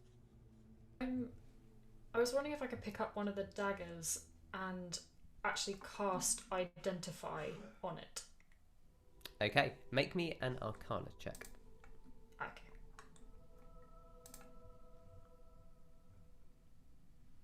$21. The dagger has no magical properties whatsoever, Okay.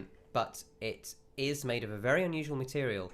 It's actually almost like the outer shell of a mussel or a mollusk, but it's worn to the point of being see-through and sort of shined or polished. And with your Identify spell, as you reach into it, you can feel almost like the striations of sediment that would have layered over this being.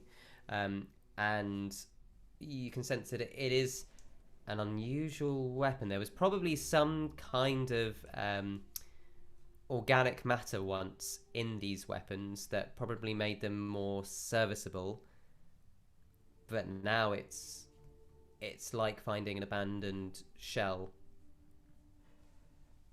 Okay, and I'm going to pass all of that on to all of you guys so that everyone who's picked them up is aware of that. So when she says that, could I have a look at the dagger and see if it had organic matter in it, whether that was something, maybe it could be strengthened by pouring something within it, maybe later? Or... You would feel that instinctively you'd know that kind of detailed analysis and kind of experimentation would probably take a few hours. You're welcome to stop and try and do it in the corridor if you like. No, I'll keep it for later. But you know, just like cursory, just to see if there might be a little bit of a clue, if it could be something to study later. So at this point, you've been kind of walking and fighting for about 7-8 hours. Okay. Just to let you know. As you push deeper in, can everyone make me another perception check? I've been looking. Ripper's been looking. Oh, Annie sees everything. I've got 6. See nothing. 18. Ripper. 17. So I hate to do this to everyone. If you don't have dark vision, because remember your light only gives you 5 feet, you are at disadvantage on your perception checks. Has Octavius not been lighting sconces? He has been lighting the ones that you are by, but it goes into the darkness. So when you're trying to look like 50-60 feet in front of you, it's not lighting that far down. It's kind of lighting where you are. Fuck, make a stupid character with no stupid fucking dark vision, fucking stupid sexy eyes, and just what 17. Okay. So just checking. Did anyone get over a 21? No. I would have if I didn't have to roll with disadvantage. Sorry. It's almost like a design feature of a game. And as you carry on down, the corridor seems like a normal corridor. Keep on. Yeah, keep then on. we keep moving on ahead. What's the noise? Seed, are you drinking back there? Who's got dark vision? Faeza. You three. As you kind of hear this strange noise, you look down the corridor and you see one of the bodies moving horizontally across the floor, sticking to another one, which kind of then jerks up, and then another one, which jerks up. Oh, God. And then it's hard to tell. Well, it's not that hard to tell, because as you see it just moving towards you, growing, more bodies sticking to it, and you can see like a thick, almost liquid property to it, and you start to hear a wailing. Ignis? Sounds. Do you know what this is? I would like you all to roll initiative, please. Oh, Weapons God. out! Weapons out! Roll. Add. Ah! Did you do it again? Did you roll a natural 20 and you're going first again? I'd rolled a 19, so I'm The just as absolute bad. opposite, God, my there's friend. more horror in rolling high. I don't like it. I really don't like it. I love going first. Yeah, but you're a but- barbarian. You just Yeah, charge in. I'm I'm not a Normally- barbarian. normally- I'm not a barbarian. I'm a paladin. But still, but the I artificers can go stand last, don't back. Yeah, I but support. you're a paladin. You just charge in there. they? There's a common theme there in my characters, isn't there?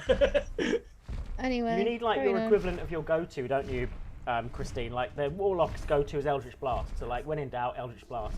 So you need Oh, your no. like your go-to No. while you're. Still don't like it, but anyway, carry on.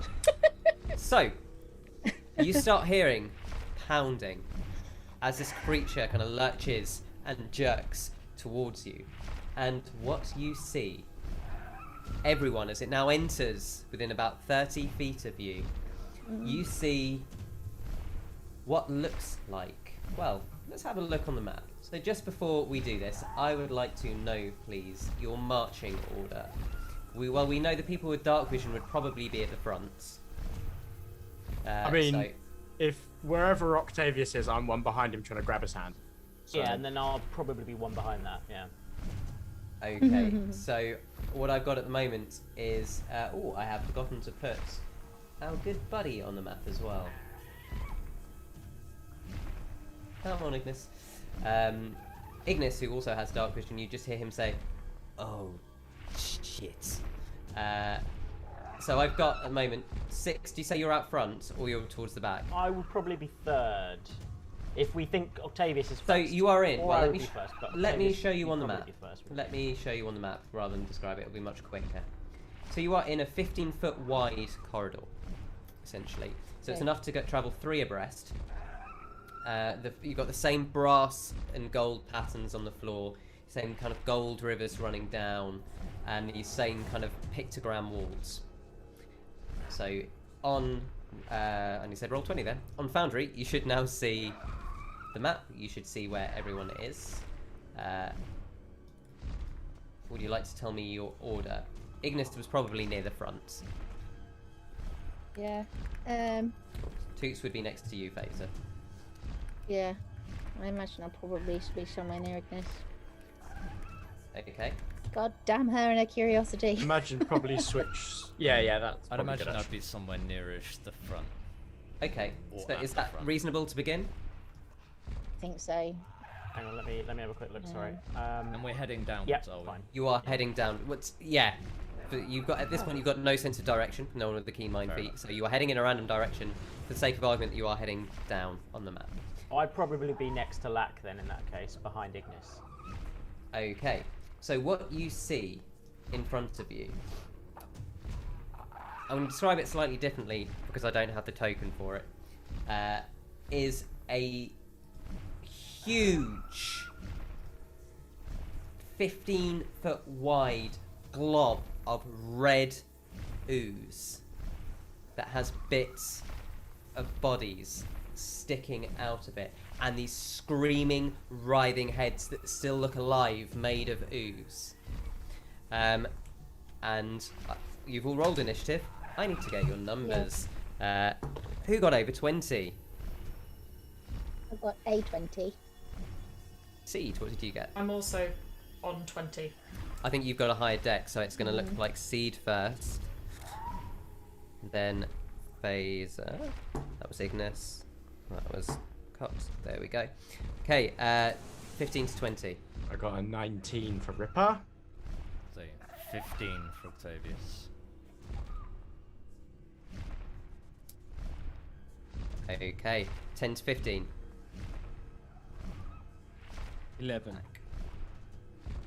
6, how did you do?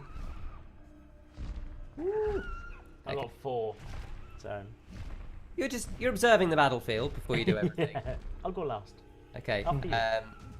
So just to give you an idea of order, I'm not going to tell you where the creature goes yet. Your order is going to be Seed up, then Faeza, then Ripper, then Octavius, then Lack, then Ignis, then 6. Okay. So Seed, you see this quite rapidly moving giant ooze coming down the corridor towards you, filled with bodies. What would you like to do? So, just to see what's going to happen if I do this, I am going to try and fire an arrow at it. Make an attack roll, please.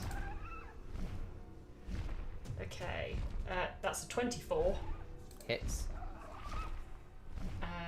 11 points of damage. Okay. So as you pull back and shoot an arrow, dunk, it sticks in, and you see it stick in, and one of the heads screams and seems to, like you popped a bit of bubble wrap, fade into the body. Okay.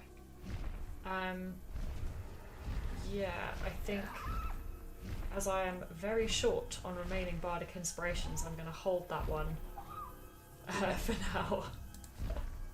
Okay. Yeah, that's me. Faeza. Yeah, I am going to. I'm going to cast Tasha's Caustic Brew Okay. at level 1. Okay. Dex save. Dex 15. Okay, so let me find. It fails. Oof. Oh, good. Right. That's 2d4 poison damage. That's acids. Is it acid sorry. or poison? Yeah, That's acid, on its sorry. turn, isn't it?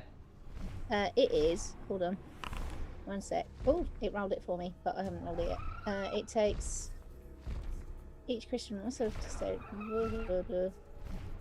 covered in acid for the spell's duration, which is up to a minute, until it uses an action to scrape or wash the acid off itself or another creature. A creature covered in acid takes 2d4 acid damage at the start of each of its turns.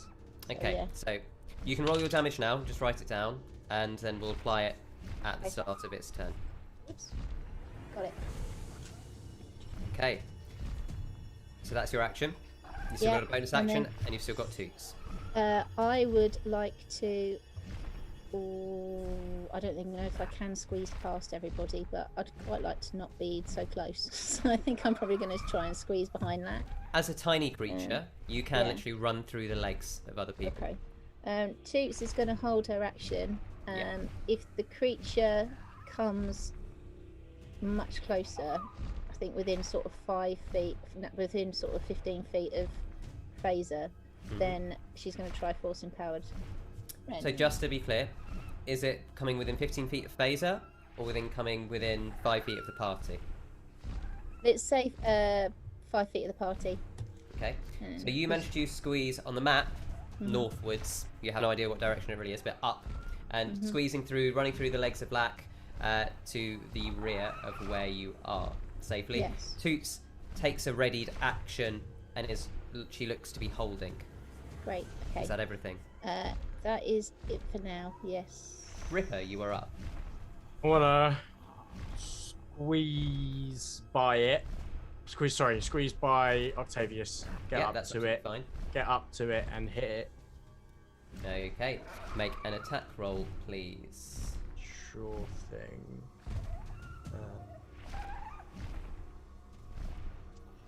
25.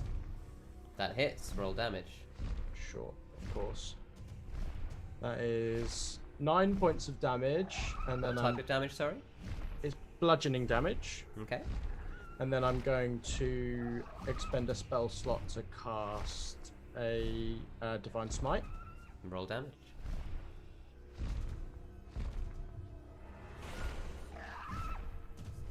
It's 9 plus 9, so that's 18 points of damage. Sorry, is that 9 points of radiance? 9 points of radiant, 9 Yeah, points of okay. bludgeoning. That's fine. As you swing your staff, impacting, feeling this radiance beam out into the creature, you hear a voice. The brands that you've got stings and burns, and you hear the same voice that you'd heard earlier. And it just screams, "Avenge me!" It's the same female voice, if you can tell from my dulcet tones. Lovely. The damage takes. Really clear, the damage absolutely takes. Fine. Then with my second attack, I'll try hit it again. Go for it. This one is going to be it's going to give me a 12 this time. 12 to hit, doesn't hit. So as you smack in, and your radiant power causes 2 of the other heads to explode, kind of red ooze splatting up against the wall. You swing back round, and one of the kind of bodies and skeletons just holds out its hand, and you just bash into bone rather than the red ooze. And then I'll bonus action another Polar Master attack. Go for it. 22. That hits. Roll damage. That is only 6 points of damage. Bludgeoning again. Bludgeoning again. Yep. Okay. So that again, you spin round, bashing off this arm, turning around again, and just poking one of the other eyes in, and just like pushing in. Bubble wrap again. This head just pops, red ooze dropping to the floor. This kind of like pus-like smell released into the air. Yeah. It's your turn, unless you would like to use any other movements. No, that is the end of my turn. I will hold fast. Octavius, you are up. I would like to cast Bane on the creature, please. Okay, charisma save. Yes, 16. It fails. It is now Bane. It is now Bane's. And Oh, wait, sorry, hang on. What was the save? 16. Oh, no, it definitely still fails, yeah. That means it's finished.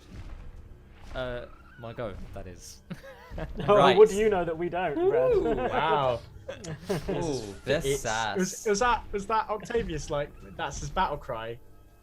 It's finished. You're It's finished? time. Okay, so it is now this creature's turn. It's not going to move past Ripper. Ripper, can you make a DC 18 Wisdom save?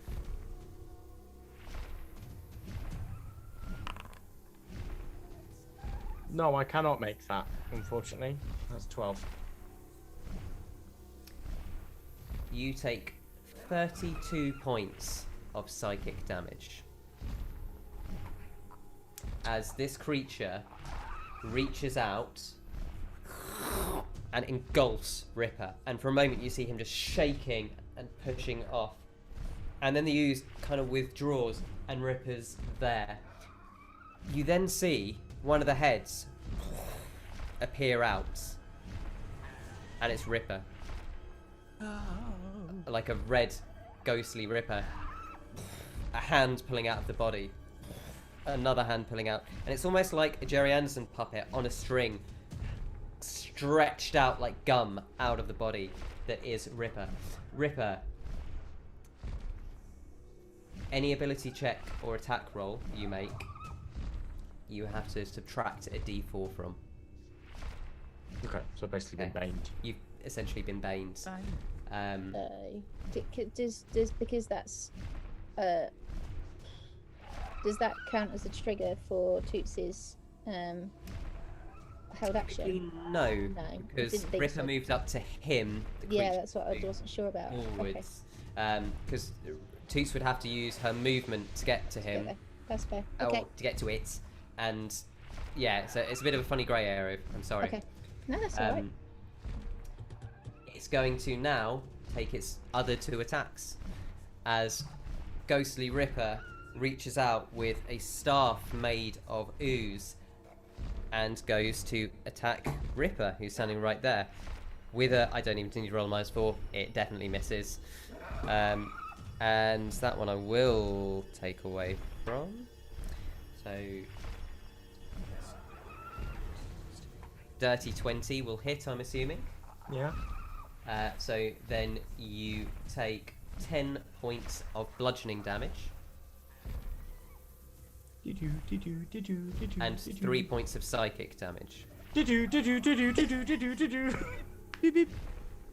And that is its turn. Lack. Does it you're have up. any poison damage at its turn? Oh, This is yeah. it. Yeah, I added. So what did you roll? 7. 7. So you do see some of the acid eating into the ooze. Aren't you glad you got that long rest? Lack, you're up. Ignis next, and then 6 you're on deck after that. Well, Lack feels a bit funny. Obviously, that looks quite a scary thing, and there's this feeling, and he's just been in the Aether realm. And he grabs his staff, his spear, and he feels like he wants to be dodging quicker, getting out of the way.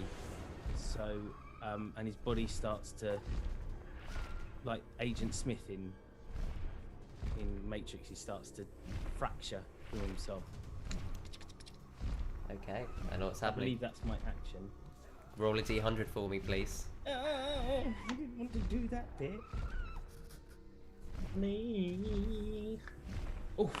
I was gonna say I felt that sting of otherworldly music in there. I love it. 94. 94? We've had a 194 in our D100 rolls today. Oh, this would be you. This would be you. See, if I'm in the game, I'm Captain Blag. When you're in the game, Yeah, I'm not even blagging. That's why I'm rolling them public, mate. you... Oh no, I don't mean that. I just mean like sheer audacity of the luck.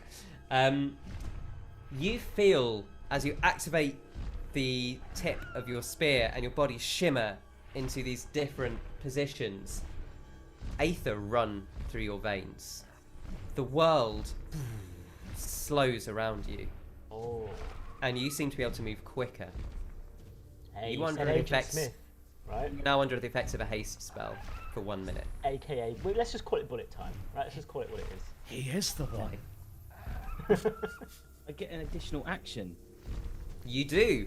and my speed is doubled. Yes.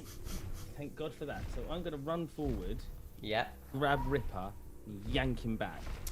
Okay. Make an athletics check, please. Oh, that's not going to be so bad. I'm going to say you can have assistance because Ripper would absolutely let himself be pulled away. I rolled a 17, however, so that's Okay. probably. Yeah, I'd say again it takes half your movement, which with your movement now being 180? Oh, 100. Where would you like to pull Ripper back to? Behind everyone, Right. and then some. That will take you off the map, as it were, but this corridor is essentially running the same in either direction. But you managed to pull Ripper back behind Octavius. Kind of, I'm assuming it's going to bring his shield round as a flavour action defensively with his soldier's stance. Okay. You are right at the back Was it an now. action to grab him then? So that's my move and my. That was your second action, yeah. Okay, cool. I'm happy with that. Okay, you still have movements. Oh yeah, but I think I'll stay there for now. Okay, so you are right at the back at the moment because obviously you've kind of fireman dragged I'm him. standing. Yeah, I'm standing over. Yeah. I've put Ripper on the floor. I'm standing over him. Now it is Ignis's turn. He sees the thing, goes, I mean, I was having a good day. Right, everybody down. And as Ripper is out of the way, he is going to force this creature to make a dex save. Minus Bane. Oh, it is not like that. And it is going to take...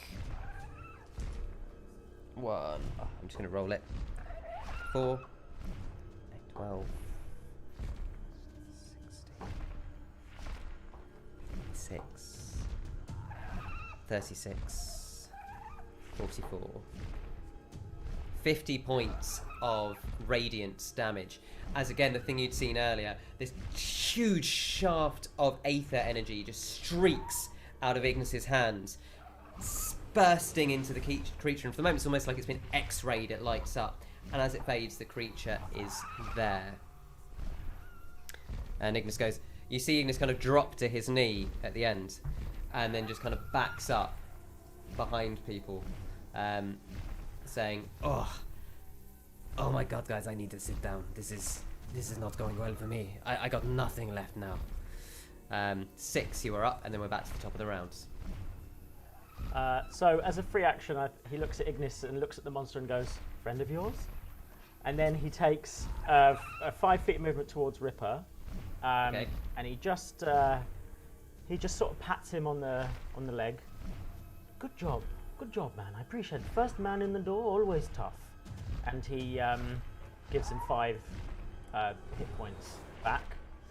And then he gets himself ready, does a little stretch to take his action surge. And he sort of walks fairly casually, as you can do in this sort of time period. When it's elongated in an unusual way. Puts his shield on his back in a Captain America style move and produces the Butcher's Shield as a bonus action. And then goes for the old combo. He's just unlocked a 2-hit combo. He's going to go for a 2-hit combo on it. So first he's just gonna crack on with the Butcher's Shield. So 13 to hit. 13. Ooh, sorry, my screen is freezing. Misses. Ooh. Okay. So as you go to strike, it's the heaviness of the sword. It's the first time you've really used it. You're gonna swing it down, and you're just getting the weight of it. You've got it now. Make your second attack. Yeah, let's hope so. 17 to hit. That hits. You can Okay. roll damage. Well, it's one of those ones where you like hold square then. So you you do like an attack, but you hold it, and then you come round like for a second roll. So it's the second go. So I'm Punisher doing mode. Cloud's Punisher 13. mode. Yeah.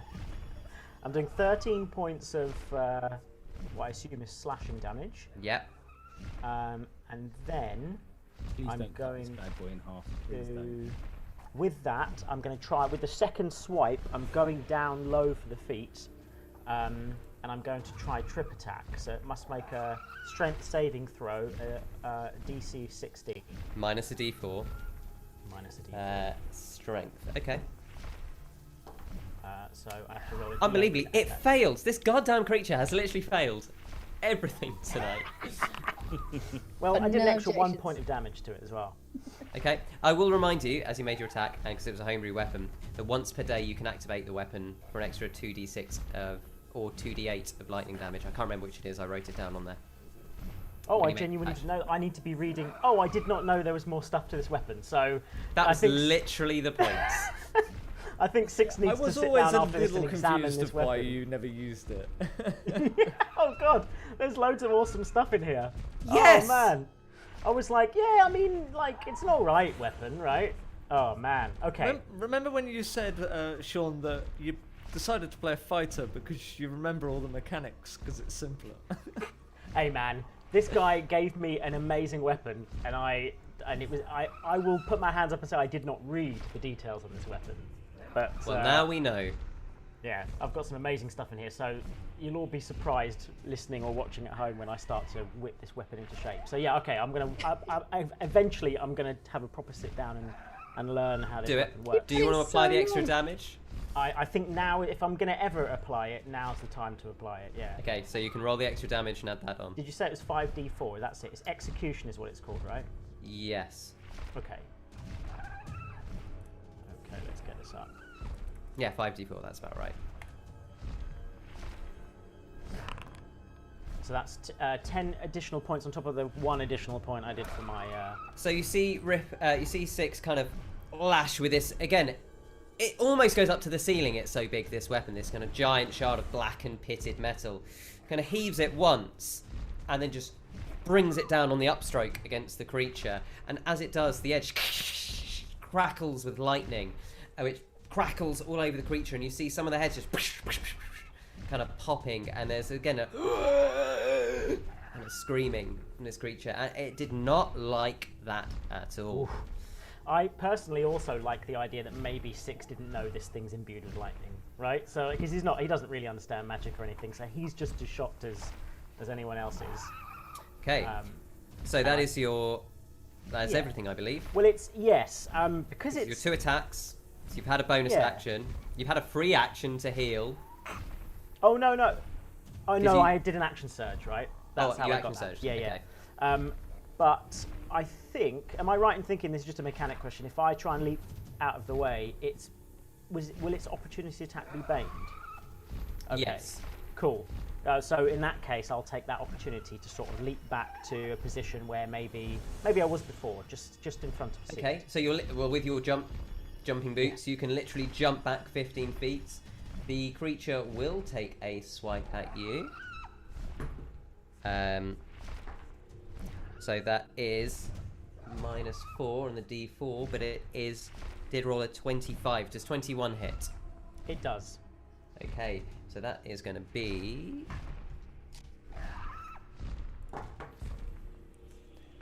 12 points of bludgeoning damage and 5 points of psychic damage. Okay. That brings us back to the top of the round, which is where we're going to pause it for tonight, as it is getting late, and this Oh, no. might go on a while. So we will leave our adventurers stuck, fighting for their lives against a giant Not ooze. stuck. Another We're bloody not fighting ooze. for our lives, which is just where we can do this, right, What- everyone? No, what you don't think, Sean, is what he means is this week that we're not playing, there's just a sort of endless battle that's going on. You're essentially frozen in the capture of like the last still of the cartoon for 2 weeks, because it will be 2 weeks where we will pick this Oh, back yeah. up. It certainly will. So we hope you've Oh, enjoyed no. tonight, folks. I mean, We've, yes, but no. It's One of been those Avenger shots of everyone coming in to attack at the same time, right? And it's like, there Oh, we the stop. booty shot, the famous booty shot. yeah. Yeah, all of us, yeah. Avengers up, and it freezes. So in 2 weeks' time, we'll find out how this dark, trapped underground pyramid fights going. Nothing ever goes wrong in those. So we hope you've enjoyed it. Ryan, if people want to talk about how awesome tonight was, where can they do that? You can come tell us how awesome today's adventure was on Twitter at Bloodsong Party or Facebook and Instagram at Blood and Song. We've got a Reddit community, which I rarely check. And if you want to... That's an endorsement. Yeah, if you want to... It's because I haven't really... We're hoping to find a moderator, that's it. We're hoping to find someone, a fan that likes to use Reddit, that enjoys to use Reddit, basically. Yeah, it's to moderate it for us.